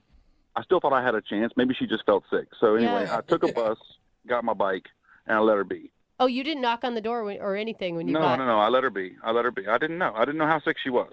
Okay. Have you let her be since the date, or have you tried to call her a few times? No. I made some text message advances, if you will. I made some more car humor that seemed to work the first time. I figured it would work again. God, you have a big library of car jokes at your disposal. I do. I pride myself on that, yeah. So have you heard anything from her at all? Nothing. Not a zilch. Okay, so she basically ditched you in the middle of your date at the concert and has not talked to you since. And there was no signs that she was having a bad time with you or that she was trying to escape for some reason? Not at all. No, not at all. Are you mad at all? I'm not mad. I think I would just, I'm an adult. She's an adult. I thought we kind of hit it off. I know that we didn't meet under traditional circumstances, but maybe she could be an adult and say, hey, this is what I don't like about you, or this is why I won't return your calls, instead of being a 4-year-old about it. All right, well, we'll play a song, come back, and find out if she can be an adult and tell us what happened on your date, okay?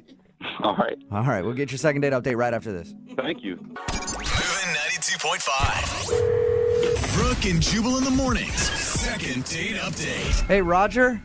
Hey. Hey, before we make the phone call for your second date update, I wanted to first congratulate you on being the first person to do a second date update that has ever showed up for their first date on a bike. I was just thinking about it. We've had people show up on motorcycles before, but nobody actually show up on like a 10-speed bike and then make their date drive them somewhere. Well, thanks very much. It's an honor to be the first. It's an honor to have you on the show. If you're just tuning in, Roger went on a date with a girl named Marissa. They went to a concert. He showed up to her house on a bike because he doesn't have his license, so he made her drive to the concert. But in exchange, he paid for parking, drinks, everything else. Yeah, he paid for it all, but he got ditched in the middle of the concert. She left and said that she felt sick, and he hasn't talked to her since. We're about to call her and find out if something went wrong on that first date. And am I clear? No one in this room believes that she was actually sick? Like everybody thinks it was an excuse? Yeah, it has to be. When was this date, by the way? How long ago? This was 2 weeks ago. 2 weeks. Okay, so maybe she got like that weird 2-week flu that's going on, and she hasn't been able to call you. That's what I'm saying. All right, I'm going to dial her phone number right now. Here we go.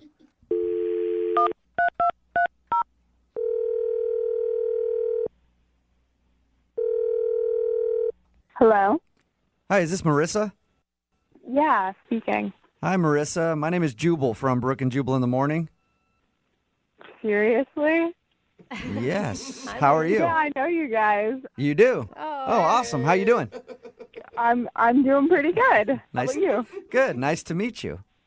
You as well. Have any idea why I might be calling you today? Well, I guess there's probably a lot of reasons you could be calling. Well, I'm calling you today because somebody emailed us for a second date update. Oh, my God. Have you heard second date updates before? Oh, yeah, totally. I listen to them all the time. Never thought that I would be on it, though. Congratulations. How many dates have you been on in the last, 2 weeks? 2. 2, okay. And of those 2, was one of them named Roger? Yes. All right. Well, Roger would be the one that emailed us for a second date update. Yep, I bet he did. Oh, really? He told us that you ditched him he said that you said you got sick, but we're all assuming that you ditched him in the middle of a concert. Yeah, was it that subtle? Dude, that's not cool. You were his ride, man. You can't just leave somebody stranded. Yeah. I know, I'm usually a good person, but, like, this was bad, you guys. I don't know what he told you, but I would love to tell you the true story. Okay, so tell us what happened. So, I don't know if he told you this, but we met at a car show.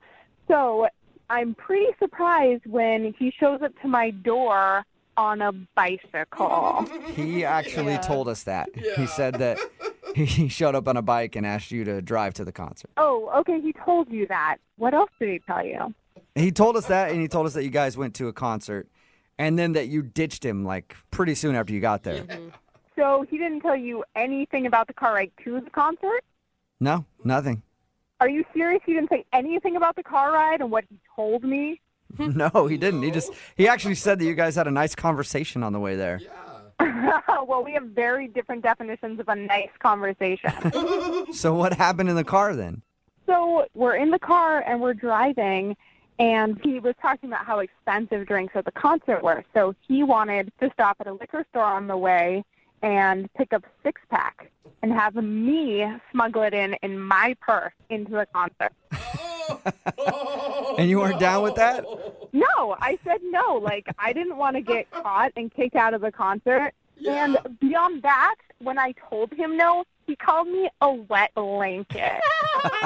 You do sound a little straight-laced when you're so adamant against smuggling beer in. Well, you just meet someone, and let's be honest, it was not a small venue. Like, I've been there before. They check purses. I knew it wasn't going to work. What's the point? So he insulted you after, like, geez, just trying to save some money on beer, you wet blanket. Yeah, totally. But it's almost like, like I'm driving. I'm trying to go with the flow of the night. We're going to go to a concert, and it's cool. So I'm trying to, like, be open and brush it off a little bit. Yeah. But then we get into the concert, and, it's about 15 minutes into the show. Things haven't really built up yet. And he tries to pick me up and crowd surf me, like hand me off to another person. What? Yeah. No one else is doing this yet.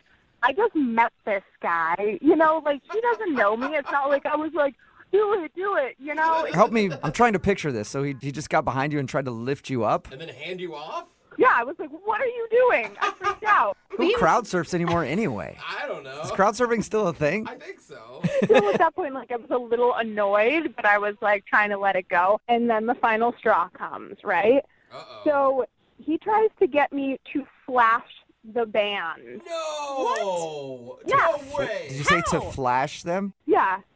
What did he say to you? He was like, hey, show the band your Are you serious? Why? He kept telling me it would be hilarious if I showed the band my boobs. I was like, yeah, okay, I'm gonna fall for that one. Thanks, buddy. Is that when you left? Yes. I said I had to go to the bathroom, and I just went straight for the exit. I thought about, like, calling a friend, getting a second opinion, but no, I was just out of there. Oh, my gosh. He sounded so charming and lovable when we talked to him. Yeah. I'm, like, shocked by this information. Yeah, he sounded that way at the car show to me, too, but, like, Dr. Jekyll, Mr. Hyde, man. Show him your boobs! You know that he's actually on the other line listening to this conversation and wants to talk to you? Oh, yeah, I know. Okay, you do know the second date updates. Roger? Yeah, hey. Hey, man. Marissa, really? Did it take this to discuss it with you? Let's go over this. So what was the first turn off for you? I mean, bicycle and me driving. Oh my gosh. Okay, all right. So I have a troubled past. Like, I feel like you were a grown up, you were adult. Maybe you understand. Hey, I'm moving on. Oh. Wait, I don't want to talk about it. You're talking about adulthood when you're the one that's telling her to show the band her boobs? Okay, Good well, point. on that particular note, I thought it would be cool that if she showed the band her boobs, then we could maybe get like a backstage pass. I would really impress Marissa. It would bring us. Okay, but that's not impressing me if I'm the one doing the work. It's the same thing as, like, smuggling the It's a six-pack in. collective. Okay, It's a you date, paid Marissa. It's a $8 collective for effort. beer, but I have to put my life on the line for going into the show or not? It's not putting your life on the line. It's having a little fun, Marissa. You need to lighten up a little bit, live a little bit. I mean, you smuggling beer. Everybody smuggles beer. Put it in your purse, your socks. I don't care. Your hoodie. Okay, maybe that was an overstatement, but come on, man. You've never been to that venue before? They were checking everything. It was just a stupid idea. Marissa, do you even hear what you're saying? You're talking like somebody who doesn't know how to experience life to the fullest. I mean, you're going to stay there if you don't lighten up.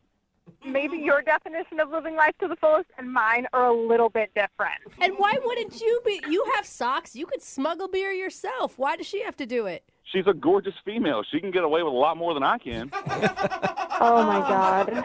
Okay, thank you for the compliment. I appreciate that. But, like, beer aside, there were so many other things wrong with the date. Marissa, I just feel like if you loosen up, live a little bit, have a little fun, we could have another date and we could have a good time. I just feel like you were too tight-laced. It's her fault. Now it's her fault, yeah. It's her fault. She was God, sticking away. show him some nipple, Marissa. What's your problem? Objectify Exactly. yourself a little Thank bit for some backstage passes.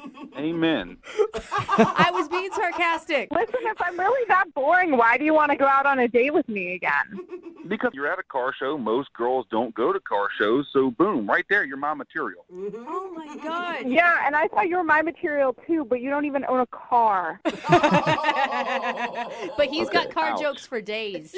I have a car, Marissa. It's a nice car. I just can't drive it, okay? Well, Marissa, would you like to go out with Roger again? We will pay for a second date. Pay for the Uber. No, I'm not up to being told how boring I am for another date. It's probably a good call. Marissa, if you had done the things I told you to, you would have had the time of your life. It wouldn't have been boring at all. Sorry, my definition of fun just isn't crowd surfing and showing my boobs to strangers. Yeah, you know what? You So do sound a weird. little boring, Marissa, I gotta say. Wow. Yeah. Sorry, Roger. No second date, man. Come on. Marissa, thank you for listening and thank you for telling us what happened on your date. I appreciate it. Oh, my pleasure. It sounds like it. Roger, good luck in the future. I'm sure you'll be able to find a nice lady who will let you show her boobs to strangers. Exactly. That's what we need more of in this country. Oh, my God. Yeah, what else is Support you good for? 100%. Brooke and Jubal in the morning. Text in at 78592 says, I'll go out with Roger. I have a 6-pack of beer in my purse right now, and I'll flash anybody. Sounds like there's somebody out there for everyone. Talking about today's there is. second date update. If you missed it, this dude, Roger, wanted to call Marissa. They went to a concert together, and she actually ditched him because he called her a wet blanket because she wouldn't sneak a 6-pack of beer into the concert inside her purse. Then he tried to pick her up and make her crowd surf. She wasn't into that. And then the final straw was when he told her to flash the band because he thought it would be funny, and then she just left. Yeah. And when we got her on the phone, they talked about it, and he still thought that she was being way too uptight. Wow. And God. she just did not want to go out with Roger again. And he just sounds like a guy that never stops. Yeah, he sounds Like, annoying. Yeah. Oh. Remember, if you want to do a second date update, just email the show, and we will call the person who didn't call you back. Brooke and Jubal in the mornings. Second date update.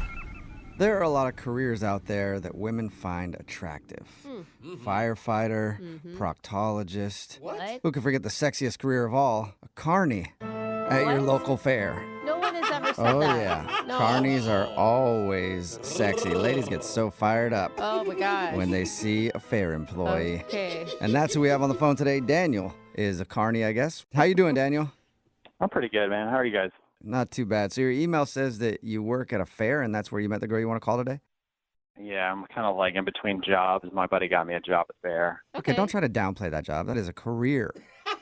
All right. Okay. He's like, okay, yeah. So you're a career fair employee.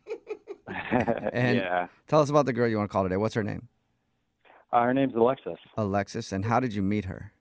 I met her actually at the fair that I was working at in the bumper cars. Were you shocked to meet somebody that you were attracted to? Because anytime I'm at the fair, I don't see a lot of good pickings out there. A lot of hotties. Yeah. Yeah, I mean, generally, especially in like kind of the bumper car area, most of the kids. Yeah, right. That's true. You never really get like, adults. But yeah, her and her friend wanted to ride, and they were kind of amongst the kids. Okay. And were you instantly attracted to her? Yeah, I was definitely attracted to her when she got on the ride. All right, how'd you make your first move? So basically, like, her and her friend started riding these bumper cars, and of course, they're like amongst like a bunch of like kids, like freaking 9 and 10-year-olds. And some of the kids were getting like really aggressive with them and like bumping into them, and like they were just trying to have fun. But these kids were like obviously like on a mission to just like Kill the adults that were there? Yeah. exactly, yeah. And so I had to run out there, and I was telling the kids, like, you guys have to stop. You have to stop. One of the kids got, like, all in my face, and I banned him from the ride. Wow, so you almost fought like a 12-year-old in her honor. Pretty much, yeah. I was about to get to that point. I mean, I didn't want to lose my job. But Right. she actually thanked me afterwards, and we got to talking, and I was kind of like, my shift's about to be over, and her and I just ended up walking around the fair for a little while. And, you know, obviously doing the games and stuff, obviously I got the discount, so. Oh, nice. You wowed her with your employee discount, huh? So how was it? I mean, did you guys click? Yeah, we definitely clicked. It was a great conversation. She's really nice. We're both from the same town. It's like a really small town. And yeah, I mean, I just felt like we just definitely vibed. And that was the date, right? You guys walking around the fair? No, actually, we had a great time. And I was like, hey, you know, I've got some pizza and some beer at my place. And I asked her if she wanted to come over, and she was totally down. Nice. So how did it go back at your place? More bumper cars? Huh? Get it? Yes. Yeah, I hope so. That would be so cool. Yeah, that was pretty funny. Thanks.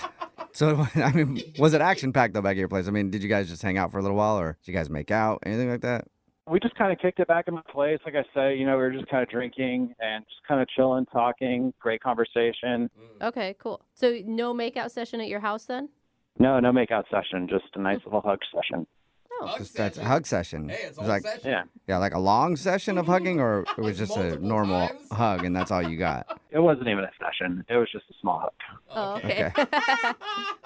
So why do you think she's not getting back to you? I don't know, but if I had to speculate, at my house, you know, obviously, like, I did not plan on having a girl there that night. So it was just a little bit messy. That may be one thing. Also, on my kitchen counter, like right when you walk in the door, I have like 4 or 5 parking tickets since working at the fair, because we have to park in like a weird spot. So I don't know if maybe she saw those and maybe kind of like thought like I'm not a responsible human being. That combined with the messiness. And then the job, obviously, is not the most attractive of careers. Okay. So I don't know. These are just guesses. I have no idea. Could be a combo of all three. Did she comment about any of the messiness or the parking tickets or make fun of you or anything? Not with her words, but I her could words. see with her eyes that, you know, she was just kind of like looking around, you know, but like it didn't really like seem like a big deal to her. But again, this could be just me making things up in my own head. And how many times have you tried to get a hold of her since you guys hung out? I mean, I sent her like a couple texts, and then I tried the power move. I tried to call her. She didn't answer. So. Okay, well, play a song and then come back and call her and get your second date update, all right? All right. All right, hang on. Moving 92.5. Brooke and Jubal in the mornings. Second date update.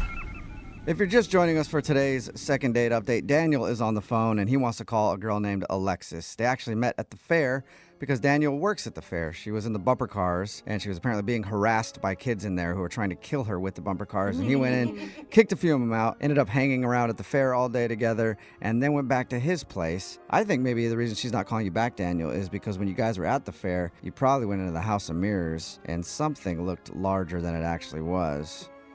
And then when you got back to your place, she found out the truth. That's what I'm guessing happened. Man. Nah, I doubt it. They shared a small hug. She didn't see anything about what was in the mirrors. Yeah, I don't know what her deal was, but it definitely didn't have anything to do with any mirrors or any illusions of making things look larger than they really are. All right. Well, I'm about to call her right now. Any last words before we do? No, I just hope everything works out.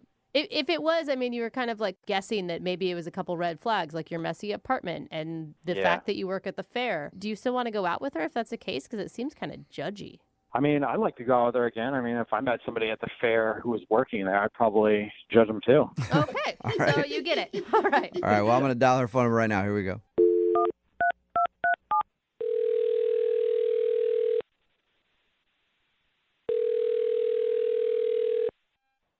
Hello, Hi, can I speak to Alexis, please? this is she. Alexis, how are you? My name is Jubal from Brooke and Jubal in the morning. I'm okay. How can I help you?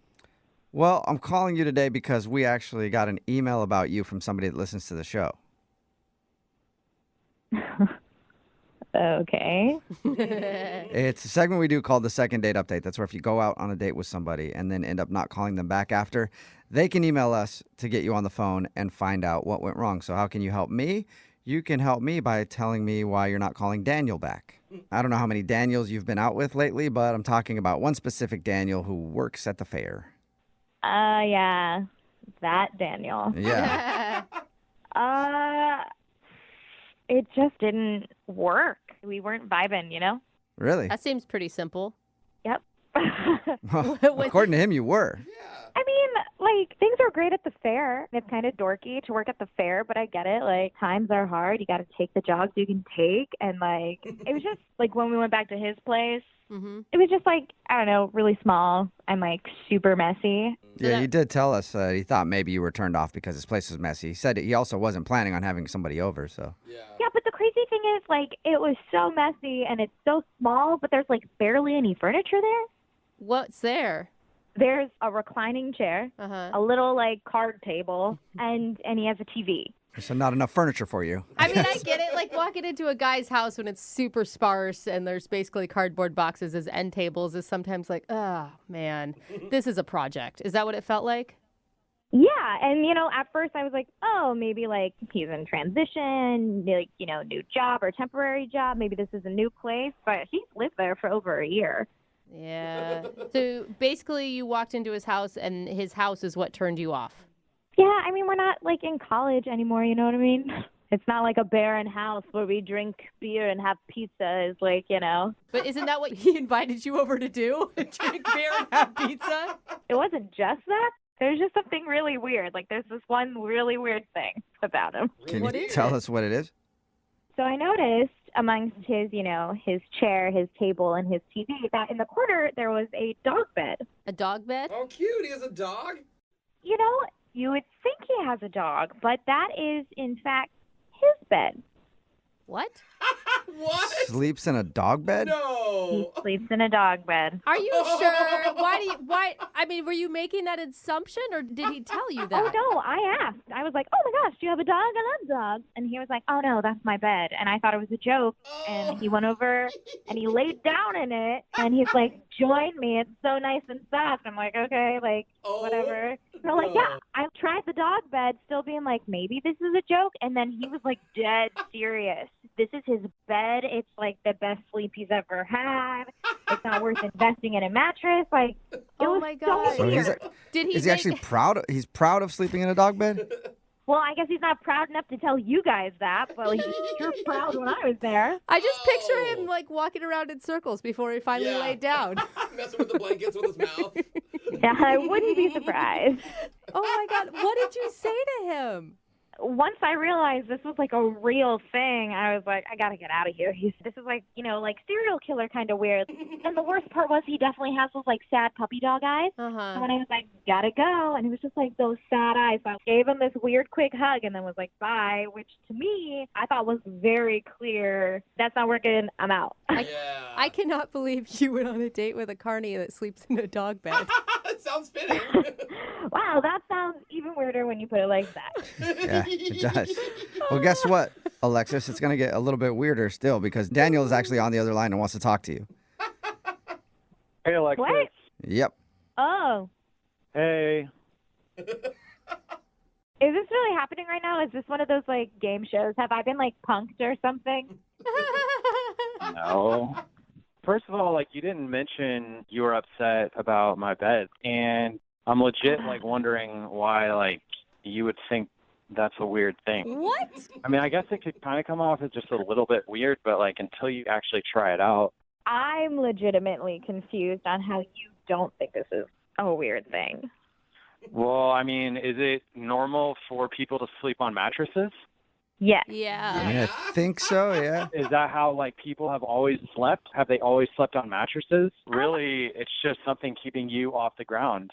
I mean, What? Don't be a sheeple and give in to mattresses? Is that what you're trying to say? Well, I'm trying to tell you guys, I've tried human beds in the past, and they're not as good. Dog beds are very simple. They're smaller. What? I guess it would be easy to move around if you're moving.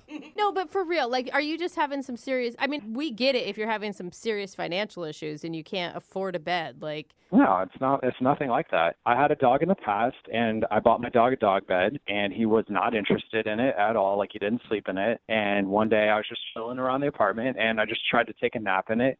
and I had a really deep sleep. It was like an amazing nap, and then I just tried sleeping in it at night, and it just like really worked out. Like I've never slept better. Oh, so you just love sleeping in your dog bed. Yeah, like I said, it's just like a regular bed that happens to be made for dogs. But no woman is going to come back. I mean, Daniel, what happens if like you had a long-term girlfriend who moved in? You obviously wouldn't fit on a dog bed. I'm just going to throw this out there. They do have like bigger dog beds for like mastiffs and like larger dogs. Wait, how big are you sleeping on right now if you're not already on a Mastiff dog bed? It's just like a regular bed for like kind of like medium-sized dog. Oh, you just got to get curled up, I guess. Yeah.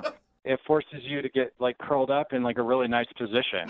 And Alexis, I don't even know why you're trying to act like this right now on the radio when you clearly laid down in the bed and you thought it was comfortable yourself, you know, and you're trying to act on the radio now like, you know, this is a deal breaker for you. I just didn't want to get murdered, you know? Nobody's going to murder you. You're just being stupid. Was it comfortable or not? Be honest. Absolutely not. It's like an inch of foam. I want a big bed. Like, give me that California king so I have my own space even when someone else is there. Like, you're out of your mind, man. This is not how she was at the apartment. She was not acting this way. I'm with her, dude. If I went back to a dude's house and he's like, yeah, come join me on the dog bed, I would also immediately flash on some sort of serial killer instinct. I'm not going to lie. I would be as nice as I can until I got out of there. I don't think you guys are with the times. Like, I think you need to try other things out. And, like, you guys giving me for sleeping in a dog bed. I think that dog beds it's like a devolving thing, not an evolving thing. Well, whatever you guys think. But at the end of the day, you know, like, I'm sleeping really nice. Like, I think it's a great sleep. And, Alexis, I think it's wrong for you to judge me for this. I honestly think you should just give me another shot. Like, I don't think that this should be a deal breaker. Like, because, you know, I definitely am ready to be in a relationship with you. And, like, I don't know. Like, Yeah, I mean, judging by his sleeping, he'll be really loyal. Alexis, would you like to go out with Daniel on a second date? We'll pay for it. Absolutely not. Yeah, dude. I think futons are wrong after the age of 25. I think you answered too quickly, and, like, you're not hearing me out. I'm okay with getting a regular bed and just putting my dog bed next to it. Yeah. So there you go, Alexis. Compromise. If you guys were to continue to date for a long time, you could get an actual bed. He'll just put his doggy bed on the side that he sleeps on. We just went on one date and you're already planning to put your weird dog bed onto my bed? Like, that's not going to happen. All right, whatever. Absolutely not going to happen. You know what? Just go find somebody else at the fair. I don't really need you, all right? I'm perfectly comfortable and happy in my own life, and I don't need this judgment. Ouch. Well, That is a hurt Alexis, thank you for your time. Daniel, I'm sorry, no second date. That's all good. Yeah, it's all good. Trust me, dude. There is some woman out there who wants a guy who works at the carnival and sleeps in a dog bed. I'm She's not out going to be there. working at the carnival much longer, guys. Okay, but you're not giving up the dog bed, right? I mean, no, I don't see it in the near future, if I'm being honest. All right, well, there's got to be a woman who wants a dude with a nice dog bed that she can lay next to, all right? If there's anybody listening and they want to get a hold of me, reach out to the radio station. Guys, please give them my number. Sure. Yeah, we'll go from there. All right, we'll get you laid in that dog bed soon enough. For sure. Brooke and Jubal in the morning.